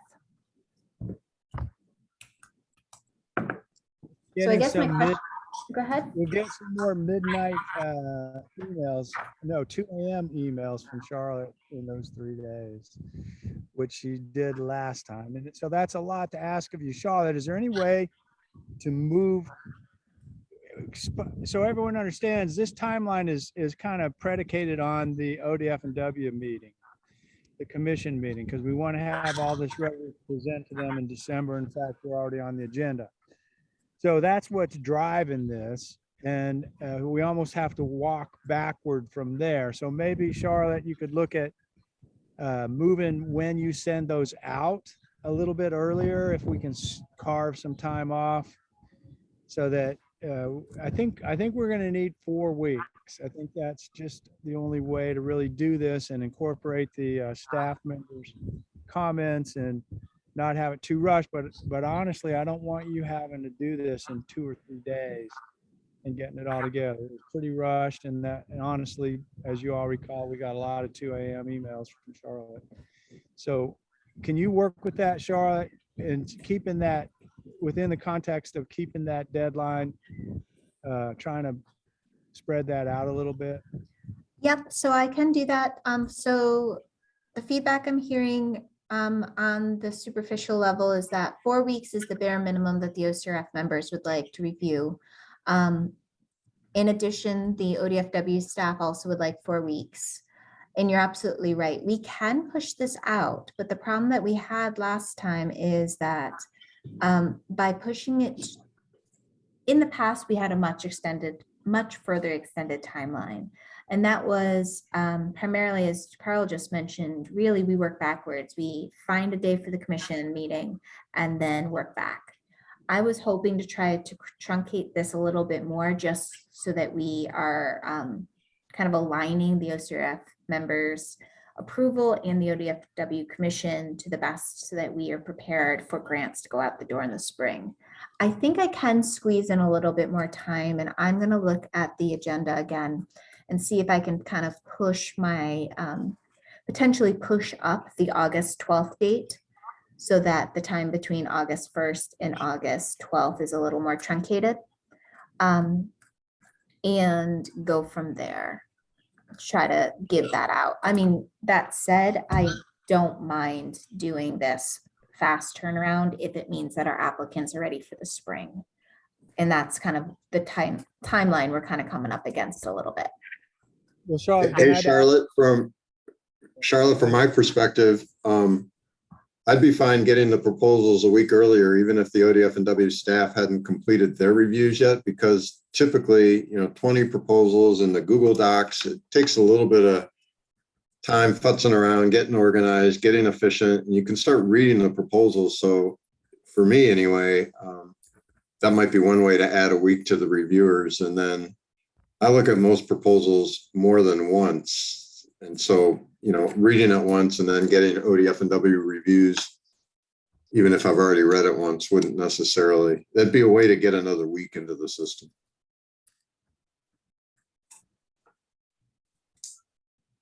I completely agree with what Mark said. Are there any other thoughts on having that kind of, and that said, I can have most of the ODFW technical reviewers really only want about 3 weeks as long as they know that they're coming. That 4th week is for a couple of them that just need it based on the timing of when these are coming and their other workload. So we can try to get those to you earlier, but is there general consensus that 4 weeks would be good, and even we can extend it further because you won't have the technical reviews all at once? That Yes. would work for me. Yeah, sorry, I just realized you couldn't see us, so yes. Yeah, I can't see you. And I think I saw Shristi's name come up. Shristi, what is Yes, your I just thought? said yes. Sure. I was just seconding that. Yes. Excellent. So maybe what I'm hearing here is I will adjust this timeline and give it back to you again with some kind of wiggle room in there. I'm just checking my notes. I do want to make sure that what we do see here that is different than last time is that there are multiple check-in points with our applicants this time that kind of fell through the wayside in their last round because of how things kind of timeline worked out. We are going to make it very clear that to applicants following the OCRF advisory meeting, if they were selected by the OCRF advisory members, and then following the ODFW commission, which we have obviously done in the past, if they've been funded or not. Previously, the lag between the OCRF advisory meeting and the ODFW commission was almost 5 weeks. So that was a kind of an odd period of time to not have as clear of communications in the past. Hey, Charlotte, one other question, and maybe it's to be determined, or maybe we talked about it and I didn't catch it, but do we have a sense of when the pre-grant announcement, are we is it for $500,000 pot or 300,000, or where are we at in terms of how much money we are going to say is going to be available in the next RFP cycle? Perfect question. I have not gone there yet, but that's where we're going next in this conversation. All right. So I think with this, I am going to kind of stop sharing my screen and go back to actually being able to see all of you. So I think you're absolutely right. Kind of some of the things that we need to discuss hopefully here today, and we have a good 40 minutes, granted we have as long as we need to per se because we're running early. Things I want to cover is I really want to talk about what size of each grant we're looking for, if we still want to keep it that 50,000 or kind of adjust that. It's just so everyone's aware, OCRF, you've done everything from 10 to 50,000, and that kind of runs the gamut. That said, we do tend to have applications average about 40,000. So not everyone's at that max of 50, which is nice to see. So then I want to kind of talk about not only what is your max per project, but how much do you want to spend? So do you want to do the million? I do have to say that this would be a soft guidance, say roughly about 1 million or roughly 750. You do have the discretion to adjust that. You have every single time went over your limit. So that's not something that's set in stone, but think about the limit. There also, I just want to maybe circle back and be clear that in order to have that timeline, and I think I forgot to mention this, work, I am going to be going in front of the ODFW Commission to have our OARs adjusted. And that is because in the OAR, you do have language currently that says OCRF members have to hold a proposal for no less than 60 days before you're allowed to take action on it. My recommendation in what my intentions are with ODFW staff is to do a line strike through that piece of the OAR. That does not limit you from holding them from 60 days. What that does is allows you to hold them less if you choose to. It is the discretion of the OCRF to choose when to vote at that point. You are not forced to hold something for that long. That language was incorporated as a relic of the R&E process and other processes in other grants. And that was just because it tended to be what committees wanted to do so that they did due diligence. OCRF is designed and has operated in much greater speed due to the nature of what you deal with. So that would be just, maybe I'll pause there and just see if there's any sort of concern with that. There is no need to make a motion though. It is not necessarily something this group needs to vote on. It's just good to make sure that we have consent.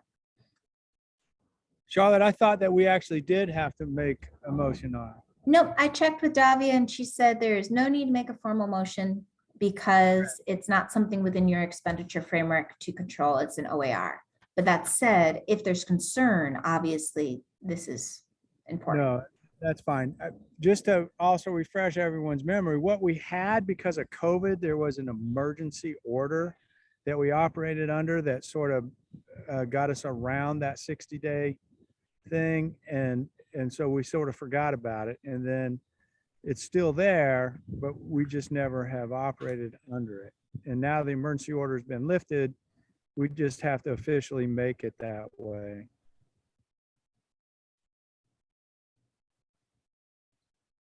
So I'm seeing nodding and no unmuting. So it doesn't feel like anyone has any concerns.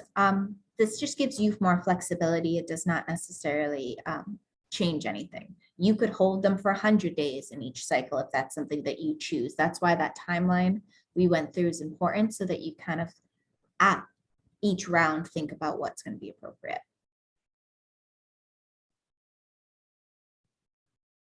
Okay, sweet. So I think let's go back and talk about, maybe Carl, you can help facilitate this. The amount of each grant and the limit put on all of the grants, basically how much do you want to spend and how much do you want to spend in each project.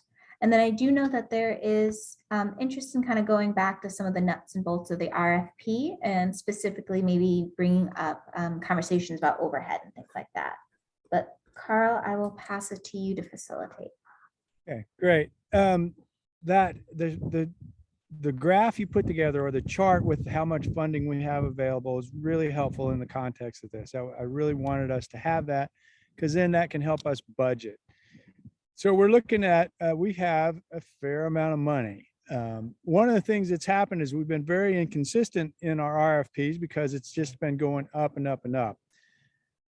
The way I look at it, and based on the funds available, I would, and I'm interested in everybody's input, I suggest we consider just keeping it the same as the last RFP. That would be 1 million, and we are well funded to cover that.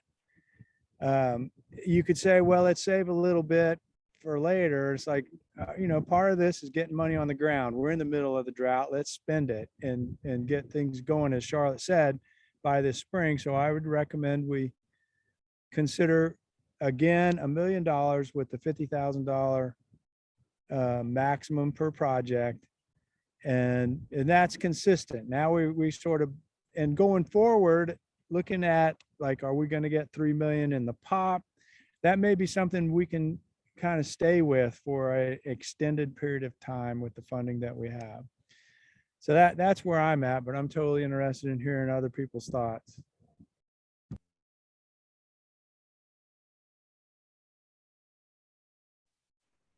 It seems to me we can easily spend $1 million too. There is a lot of money pushing right now around in the world. So I think it's a good time in some senses that these kind of funds can be used for match to other grants as well.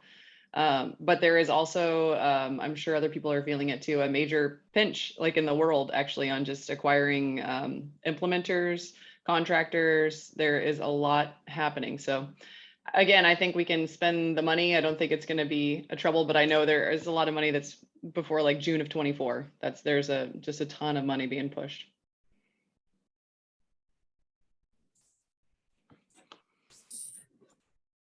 I think the $1 million grant amount with the $50,000 per grant is a good way to go. And I also, I guess I like the little bit of the consistency from the last RFP to this one, so that just kind of creates an expectation, and we're meeting that expectation rather than a moving target. So I'm good with it. I'm What do you fine with it too. I think I like the idea of the consistency. My main concern is we get the funds out in time for field work. For people that are, you know, I think sometimes our processes have sort of dragged on a little bit and people are not getting the money quick enough. And I know Charlotte's been just trying so hard to get money to the ground. So having it happen sooner will be great.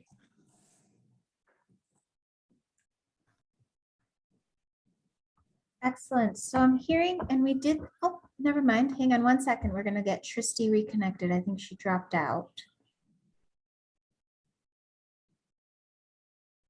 I'm just going to give her a second to reconnect. So Tristy, if you're back with us, we were just doing a round robin, kind of talking about total funding limit that we are setting, and also how much we were thinking about for an individual project. And there's kind of consensus around keeping it at the 50,000 with a limit, total spending limit across the board of about $1 million. We'd love to maybe hear from you if you're connected in with us, what your thoughts were beyond that. Thanks so much, Charlotte. I did catch the beginning of that part of the conversation. It sounded like Carl was mentioning that's what has been kind of status quo, if you will, with this RFP proposal. So I'm good with that. Looking at the slide that you presented with all the information on how much funds we have and how much we are willing to or can spend, I'm comfortable with the $1 million cap. Also fully aware that we often oversee that, so that's perfectly fine too. But with that, I think that sounds good for a good start for us. Perfect. And if I may, And I apologize, the winds have started to pick up here, so my internet's getting wonkier by the minute. I'm sorry if I fall off.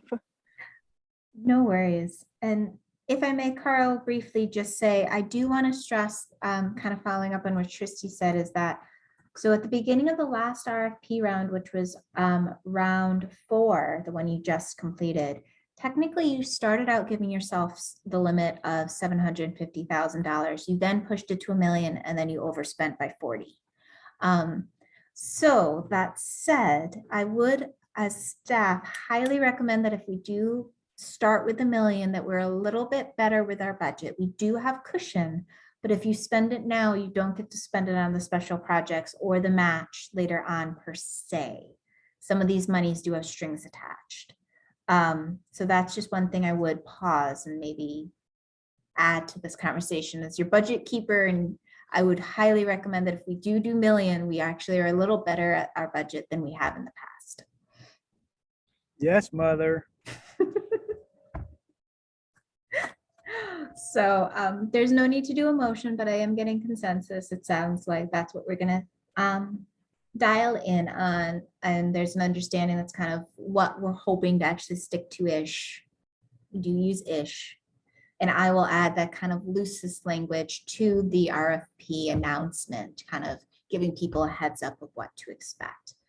I do also want to kind of bring into the conversation one caveat to that is that as the money is primarily for drought, part of the drought funding package, and we do have understanding from the legislature that we do have a little bit of freedom in how to spend that. In addition, from our stakeholders, it's in their intent that we do have freedom to spend that within kind of the scope of resiliency and how aquatic systems, wet systems, drought systems impact. I would also maybe suggest that within our RFP announcement that goes out July 28th, and I can run this by email by everyone, that we maybe put in some language that says funding is part of the drought package, although not limited to give people a heads up that I would recommend that within our actual application, we do come up with a question saying, does your project relate to drought? If so, how? That really within your grading rubric aligns with does this align programmatically with the OCRF, and also gives us the ability to better spend and justify the funds. That does not mean a project unrelated to drought gets graded more poorly. What it does, it allows it to tie it to our funding stream. So I'll pause there and see if Carl, I saw you unmute, if that kind of sits with you. Okay, so I think it's important. Do you want to clarify for everyone that wording of the legislature in the drought package? It says that the OCRF is given this money, and what it says is to implement the Oregon Conservation Strategy. In the actual line that is where the funding is allocated to us, it does not mention drought. However, I think the implication is that yes, we should focus on drought. And I think we're all in agreement that's a very timely issue. However, I also think it means that if we just get the great project that really doesn't have a huge drought piece, that doesn't mean we can't fund it. And so we don't want to penalize projects that aren't drought related, but at the same time, if we can come up with a nuanced way to, and again, as Charlotte said, if we put that in our RFP, then we can use that in compliance with our strategies and our priorities, that particular ranking. We can use that to really maybe elevate a specific drought related project, but at the same time, not necessarily penalize one that's not. So I think Charlotte has come up with a nice way to do that, and we can get that wording into the RFP. Does that sound right to you, Charlotte? Does that fit with what you were thinking? That does, absolutely. And you have the flexibility within this funding stream to fund things that are completely unrelated to drought. And we'll have to be very strategic with the way we word that we're looking for projects related to drought, but not exclusively only for drought. And that gives the door open for everybody. And by including that question, it really does help on the back end us justify the spend of the money. And you're right, Carl, technically within the writing of the actual bill, it does say given to the OCRF for the conservation recreation funds purposes in relation to the drought package. So there is there's a really tangential link, but no authority saying exactly what to spend that on. It is really the intent of the stakeholders that helped lobby for that funds, where we kind of gotten a little bit more of what they were looking for and what the state needs. But once again, we do have the support and freedom to kind of use that where it's needed. So we have a couple combinations there, but I think we're on the same page, and I will pause because I think we just lost Carl. And maybe since this is recorded, invite any of the OCRF members to provide any feedback if you have thoughts on this, as we hopefully wait for Carl to reconnect. I had a question, Charlotte. This is Rishti.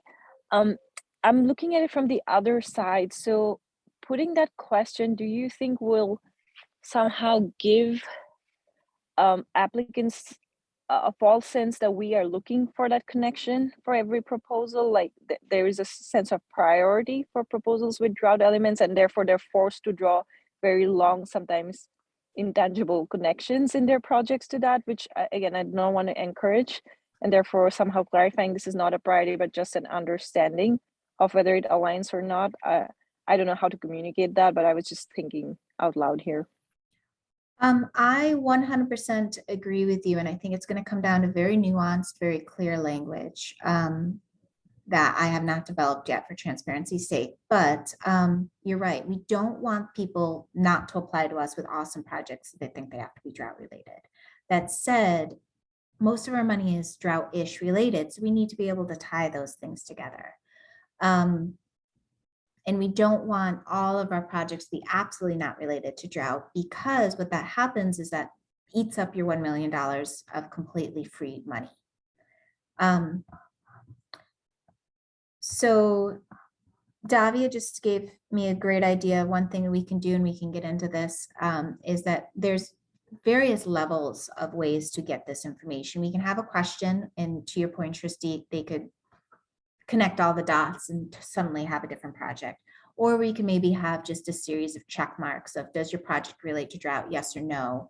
how does relay and have them click something and very clearly have this at the end of the application says ungraded questions or something like that, because that does help us without making them go down rabbit holes that are just ridiculous.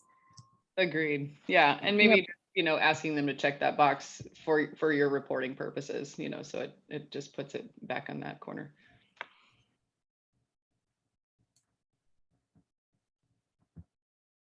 All right.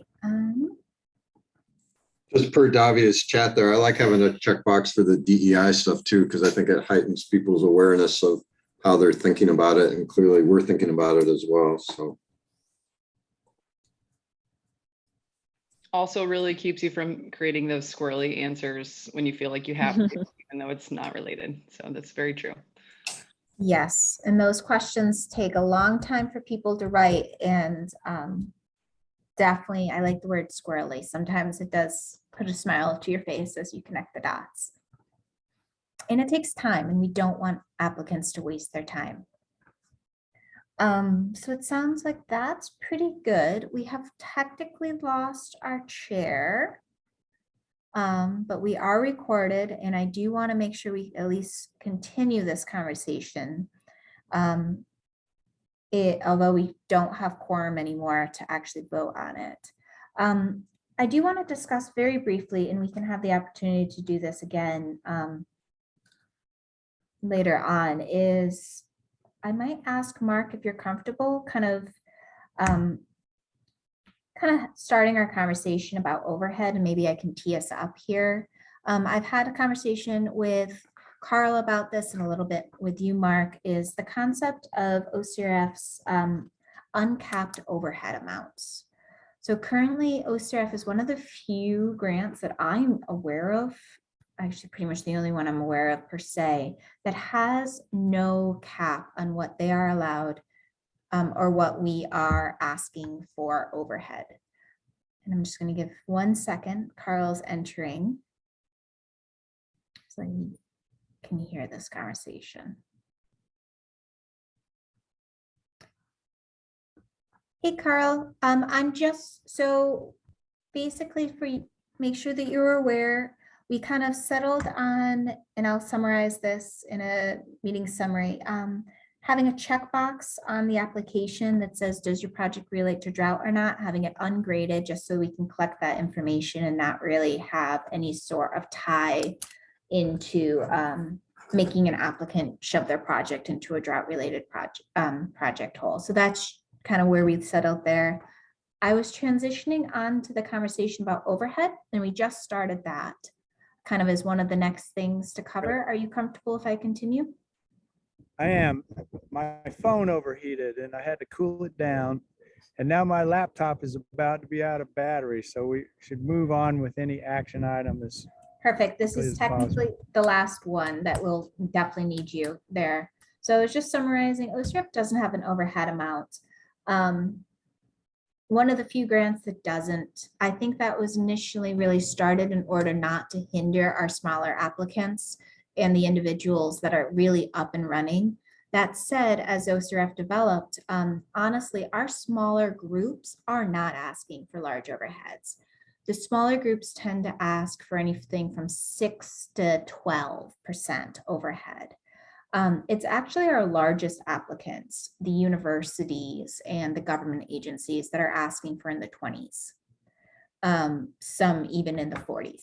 So it really is at this point, in my opinion, and I did not pull out all the statistics, but I can if there's interest, aiding our small applicants to have our overheads that large. And the reason I think for that is because you as a group do not have any restrictions on what you can ask for your funds. You fund programmatic work, you fund basic operations work. And what I mean for that is that you will fund an individual's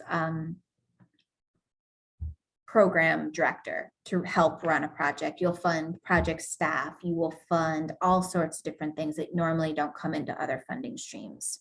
So for those smaller groups that have a few individuals doing all the projects collectively, you're not hindering them per se by having set cap on your overhead indirect, which really in traditional aspects is there for kind of their photocopiers or their rents or their budget analysts, smaller pots of money, and things like that. Just for comparison, and then I'll pause there. OWEB has, which is your most analogous granting group, very much has a tiered approach to their overhead. They have a 10%, which is called the de minimis rate. Anyone can ask for that regardless of what you're doing. You can have the 15%, which is quote, the negotiated with OWEB. Pretty much you just put in a letter and an application and they let you have that. And then also they do have the federally negotiated rate. Those tend to be roughly in the 20s for most universities. But the problem with the federally negotiated rate is the smaller groups don't have them. So by allowing individuals to use a federally negotiated rate per se, although you're not telling other groups they can't use it, they don't use it because they don't have one often. Another comparison is the Oregon Ocean Science Trust used 15% is what they've chose to use. Just for clarity's sake, I set that 15% for them as their grants coordinator. So that is where that number came from based on the similar research that I'm showing to you guys and kind of what do organizations usually do. So maybe I will pause and pass it to Carl if you have anything else, or otherwise, I'm not sure, Mark, if you would like to add to that. Yeah, I would pass it to Mark.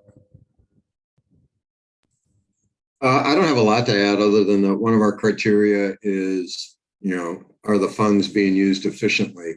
And so when we hit that criteria, then sometimes we've sort of looked at the different indirect cost rates that different groups had. And a couple of them were at like 49%. There was an NGO at 35%. And those are federally approved, negotiated rates. But I just think it might help to provide guidance, or at least clarity to us as reviewers and guidance to the applicants of what is our expectation.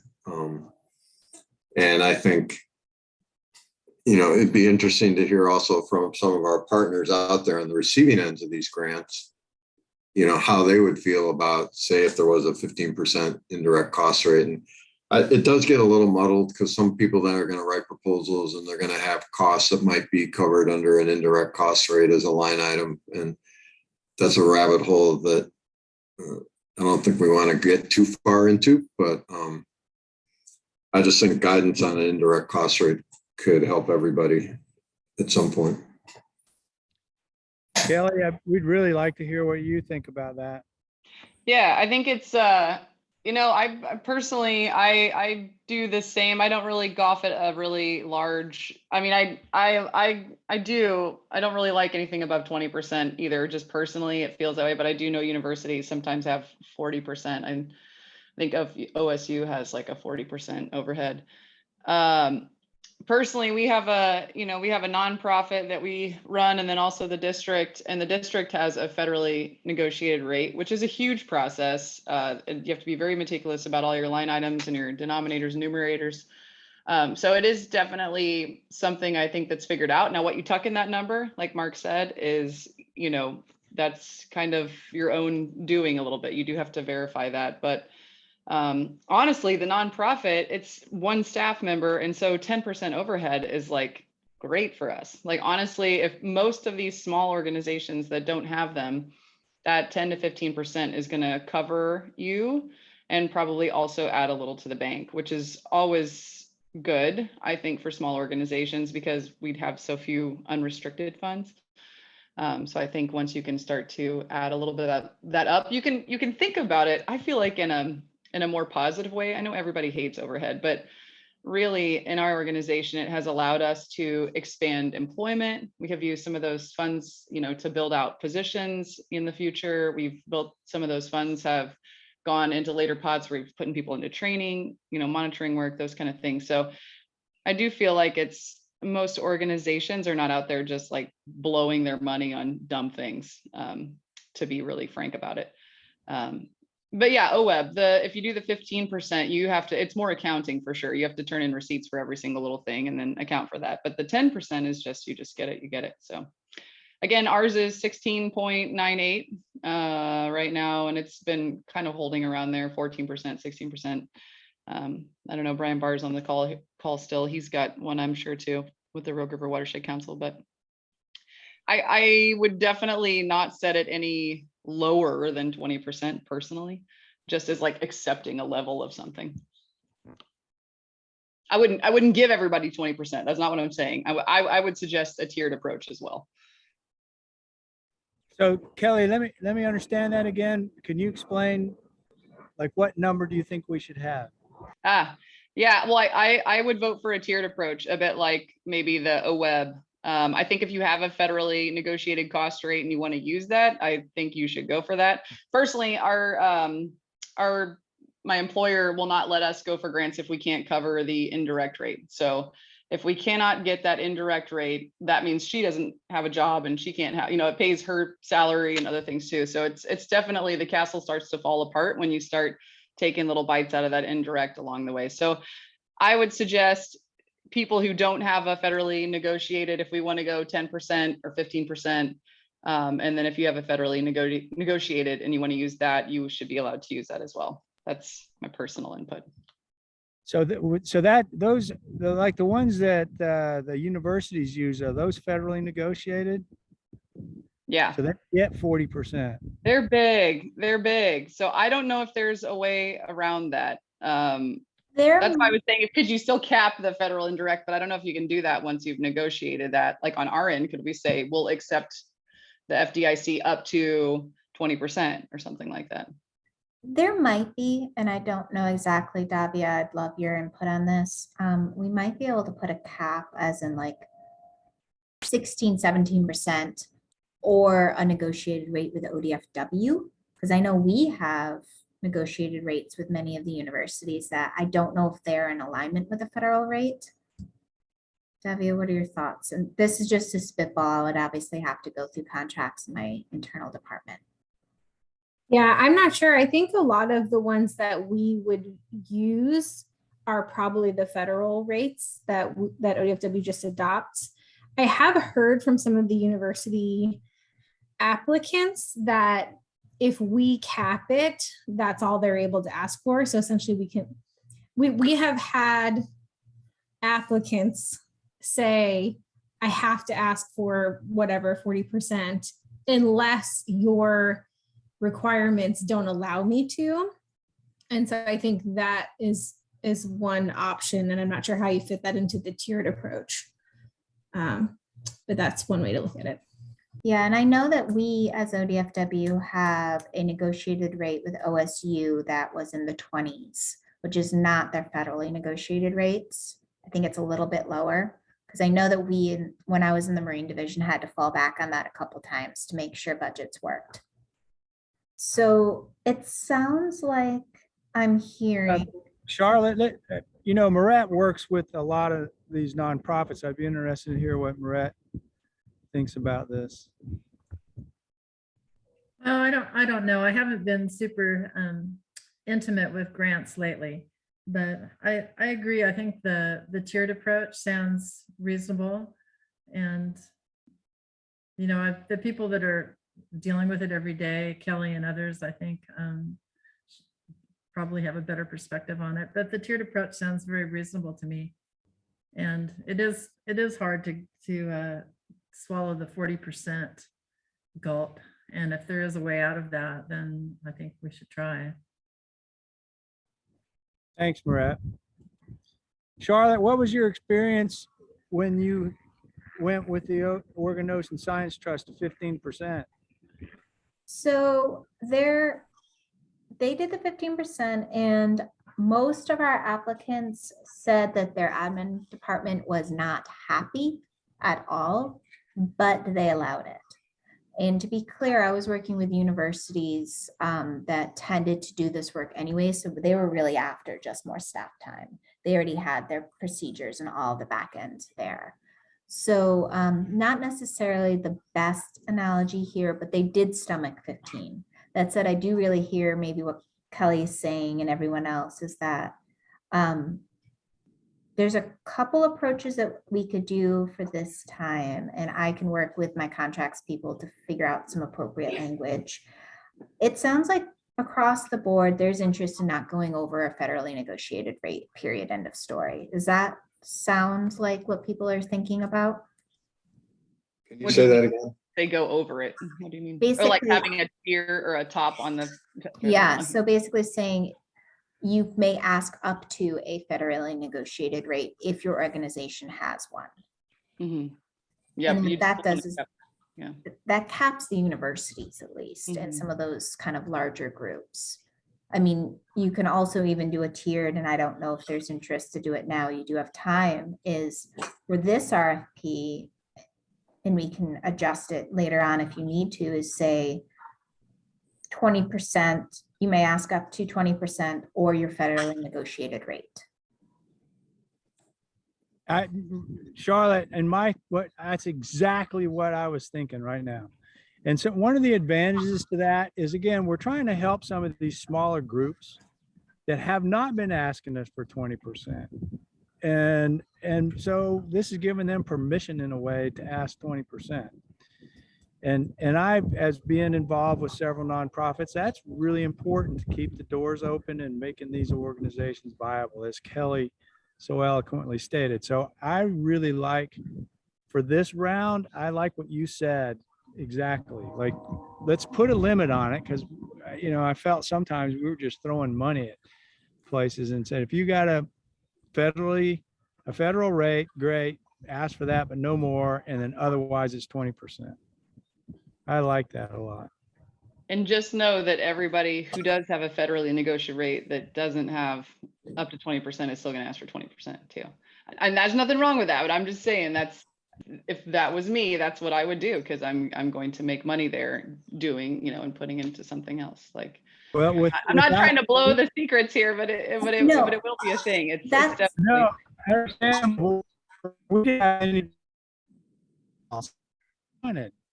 So at least we're starting to limit it, because I for their federal number. And we found a good project.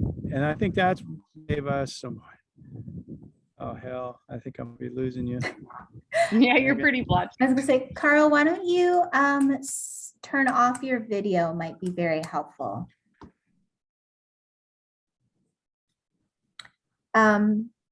Okay, so again, if we limit them to 20, that's limited them somewhat. Now we have no limit. And I think it's reasonable to see what that does. Go with, more people will ask right up to 20. Well, if it turns out to be crazy, then we can readjust it. But that feels better than having zero limit, which is what we have now. Yeah, and we can also put, I mean, if we do have concerns on what indirect rate, if people are gonna just go to the limit, that's discretion of you guys. I mean, that 20% would be 20% of up to 50,000, so a couple $1,000s.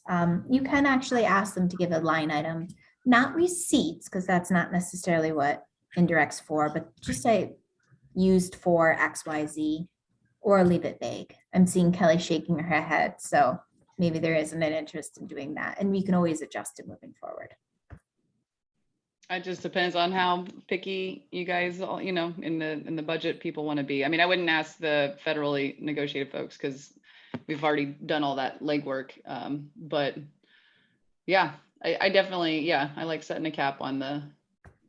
So how do we feel about just that, saying overhead up to 20% or your federally allowed rate? And that's what we put.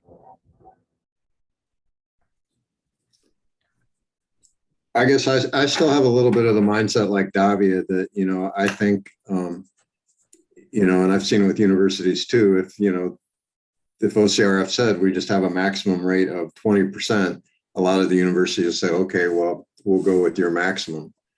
I don't want to be insensitive to the negotiated federally approved rates, but I also think a lot of the grantees will go forward even if they just get part of their federally negotiated rate. But It's cleaner just to say 20%. Yes, it's certainly cleaner. Yeah, I'm somewhere in between that and saying like, up to 15% or your federally negotiated rate not to exceed 20% or 25% or whatever you want to set on those federally negotiated people, but then it does create a little bit more nuance in there, but yeah. I mean, this might also be, this would have been a position I would have loved Mauricio on. I'm not sure how many of our smaller organizations have federally negotiated rates. So it might become almost, and this is just me kind of playing both sides. Although we are hindering others by not using them, by offering a smaller cap on those without them, they don't appear to be asking for up to that, they aren't. But if they had one or the capacity to have made one, would they have been asking for more? I don't know. Why don't we, okay, so again, this isn't going to set it in stone forever. No. I'm going to go back to Mark's suggestion and we just make it 20%. And let's just see what happens. See if the universities still apply. That will really help some of our smaller applicants. And then we'll just test it out. And Charlotte, this is Shrishti, just building on what Carl right now said, I agree that, your original question on whether that's setting the bar too low for like smaller organizations, I think none of the smaller organizations would typically expect or ask beyond 20.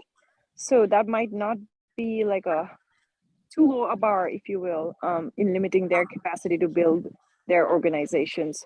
So that might be a good place to start and explore, like Carl said. Yeah, that's definitely not a factor. Most, you don't get indirect money or you can get 10%. I would say that's the going rate around the world for a lot of things, unless you have a federally negotiated rate. So most of those places are already used to at least getting their 10% off of a lot of these grants, in my experience, from foundations to federal to state granting agencies. So would I take that, Kelly, that you'd be comfortable with that 20% just for everybody Sure. or not? Yeah. No, yeah, I'm good with it. Yeah, I was living somewhere between 15 and 20. So if the group says 20, go for it. How about you, Mark? Yeah, that sounds good. We can try it and see. I would say up to 20, just so everybody realizes it's not. Yeah. Yeah. There's some judicious thinking about it. Charlotte, I think we should ask the question before I get blown off again here. So actually what this is going to need to do is procedurally what I'm going to do is if the group is in agreement to the up to 20%, I am going to actually need to adjust your expenditure framework and I will have you vote on August 1st to amend your expenditure framework. And let me, since I have Davia on, is that the proper procedure or can they do a motion without having the expenditure framework updated? And just have the agreement, I will update it in lieu of the vote. I think you could go either way. If there's other things you think you want to get into the expenditure framework for this round, it makes sense to wait and have a draft update. I think someone could make a motion to direct staff to update the expenditure framework to say up to 20% cap. So you could go either way. Okay. I would get the motion because if we have a quorum, let's do it now because who knows what'll happen August 1st. We just lost quorum, so we cannot do it. Srishti just hopped off again. All right, so what we'll do is I will,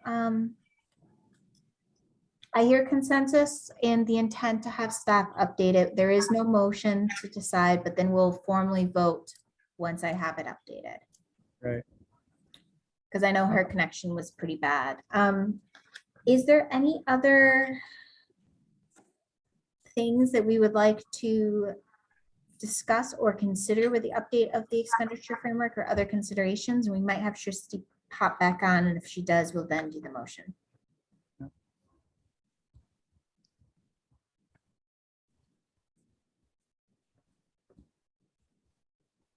All right, hearing none, and before I lose Carl as well, last thing that we are going to do is just very briefly do a meeting wrap up.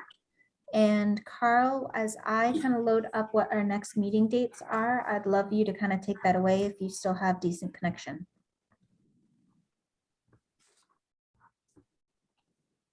We'll try it. We'll try it.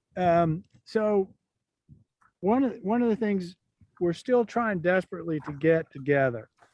I think it would be really good for us to do it. One of the things we're thinking, there's an important ODF and W commission meeting in December in Portland. And if it's in Portland, there's a whole bunch of people that are already there. So we're really thinking hard about trying to have our December meeting in person in Portland. There's a couple of events associated with the ODF, the ODF and W meeting that we could participate in, hopefully. So I'm just putting it out there for people to be thinking about that. If we could maybe get together for a 1 to 2 day in-person meeting. And what was the date of the commission meeting, Charlotte? So yes, and we add on to that. So the commission meeting is December 17th. That said, as Carl mentioned, we do have exhibits in front of the commission then, but there is a lot of other moving parts, and some of which we're still trying to figure out if, how, or should OCRF engage into them specifically for various reasons. So I think I might, with your permission, Carl, figure out maybe just do a quick, because I only have 4 of you on. The week of December 17th is when the commission meeting is. Are people even available to go up to Portland or to be near Portland then? That would be probably the Wednesday, the 14th, or Thursday, the 15th, or something around then. Maybe I'll get hands. I'm good with that. Yeah, me too. Okay, so it sounds like regardless of location, at least have most of you that could either be in Salem or do a day up in Portland for that. What about closer to November 7th? Are you guys available for an in-person November 7th? So that would be the normal Monday meeting for November, and it would probably be the 7th and 8th. I would be. Mark, how are you? Is that a federal holiday or not? I forget. Isn't there a federal holiday somewhere in early December, November? Oh, maybe.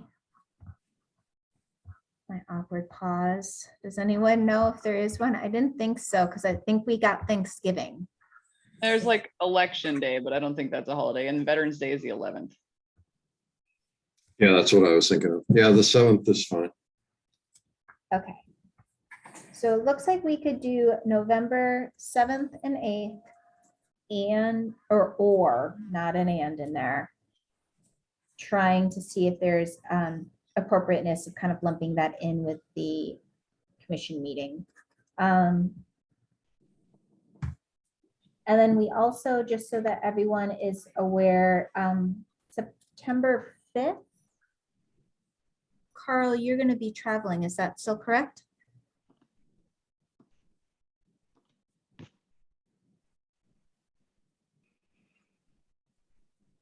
Yeah, I'm traveling.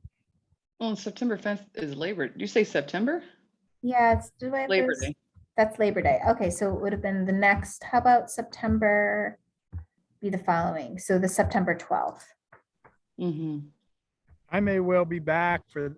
I may be back from that for that. Okay, perfect. And I will be traveling on September 12th. Okay. So that one wouldn't work. How about, and I'm just, right now, I'm really trying to pinpoint in how do we get an in-person meeting? How about October 3rd? No, okay. I'm here October 3rd, but So it looks like regardless of venue, we really are looking at doing our in-person meeting November 7th through the 8th or December kind of 14th, 15th. Mm-hmm. or 14th or 16th for kind of a 2-night thing. Does that still sound good to everyone? Not gonna happen before then. No. So, yeah. All right, so this is what I'm going to ask. I'm going to internally figure out what makes the most sense to try to plan, because as Carl kind of mentioned, there is a really, and this is where I wish Shristi was on, there's definitely an interest in OCRF meeting in person and doing strategy, but it's also going to be important that I get you guys to meet in person and really think strategically on what I need you guys and we need you to look at, and not be pulled into all the side events and other things if we do it during the December 15th, 16th. That said, Carl, regardless, you would be coming up for that December meeting to help present projects. And obviously that is a public meeting, so if others want to attend, you're welcome to, obviously. But since we only have a small cap of travel money, we're gonna have to make sure that we get you guys together and really kind of, for lack of a better phrase, I want to keep you in a closed room to try to keep you where we need you to focus and not be pulled off to a bunch of other things, although how much fun they might be. Now that I capitalize on that, Carl, I think I talked over you. Would you like to wrap this up again and kind of put your thoughts on the end of the meeting? Oh, Charlotte, you didn't talk over me. I agree with, I understand how you're thinking. You're way ahead of me on so many things. This is getting tiresome. You're already thinking these things through, and I really appreciate it. So no, I was really hoping to get everyone engaged with that commission meeting, just because there's going to potentially be a reception with a lot of the groups that are in our coalition, but also some new entities. But this may not be the best timing for an in-person meeting. And we still don't know if we can attend it legally, because it might be appeared as lobbying. So we're going to try to figure all that stuff out. But still, I think, Charlotte, you're ahead of me on thinking about all this stuff. So I'm supporting what you're saying. Okay, great. And I mean, that's it. The commission meetings are always public, so anyone in the Portland area obviously can go. And I'm still trying just to make sure that we figure out kind of where you guys fall, and for just so that you're aware that our Nature of Oregon event was very much just a celebratory, let's all get together and pat each other on the back. We're not sure exactly what some of these side events are going to be. And once we get into the business mode with the hat, then it becomes needing to be fully public. And I need to kind of make sure that I have you guys in the realm of where we need to have you for transparency's sake. But lots of moving parts. And also, that aside, I also just need to make sure that when I bring you all together, we use that time as strategically. And I don't necessarily get it borrowed by other groups that want to take you on field trips, unfortunately. So I think with that is the last thing I really needed to cover with you. We are half hour ahead, which is great. And my goal is I will update your expenditure framework, get a draft of the kind of press release RFP language out to you, update our RFP agenda, and start outlining with our partners the draft workshop material so you get those in advance. And Carl, I'll pass it to you to close out our meeting. Great. Is there anybody that has any thoughts or comments before we close?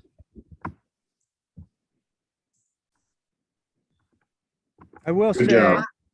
yeah, good job, Charlotte. Once again, thank you for you think this stuff through so thoroughly and get us all lined out.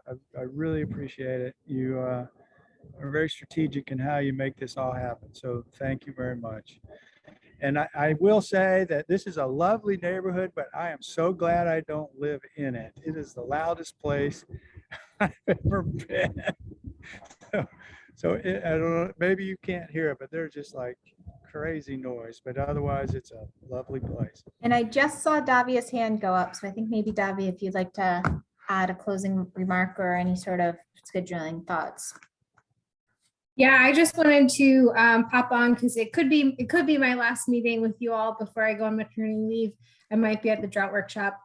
But I just wanted to give extra kudos to Charlotte. You all have not seen the back end of the chaos I created over the 2-year panic of getting this program started. And we were hoping, we had entered a phase of stability for the OCRF when we hired Charlotte, and I could hand her my chaos and she could get it organized and go from there. And then the legislature gave you $5 million more and created all these federal connections that she's had to figure out and change our grant process to fit those federal things. And she's just doing an outstanding job. And so I just wanted to put that on the public record and keep up the good work, Charlotte. Thank you, Davia, and the best of everything to you and your exciting time going forward here. Please let us know. All right. Well, anything else, Charlotte? Because otherwise, I think we're ready to adjourn. Nope. As always, just keep an eye out for emails from me. I will slowly continue to try to get a little bit more timely with your meeting packet materials. But thank you for your patience in the meantime. But otherwise, that is it. And we are welcome to adjourn the meeting, Carl. Thanks, everybody. Thanks all. See you later. Have a good Thanks, day. everyone. See ya.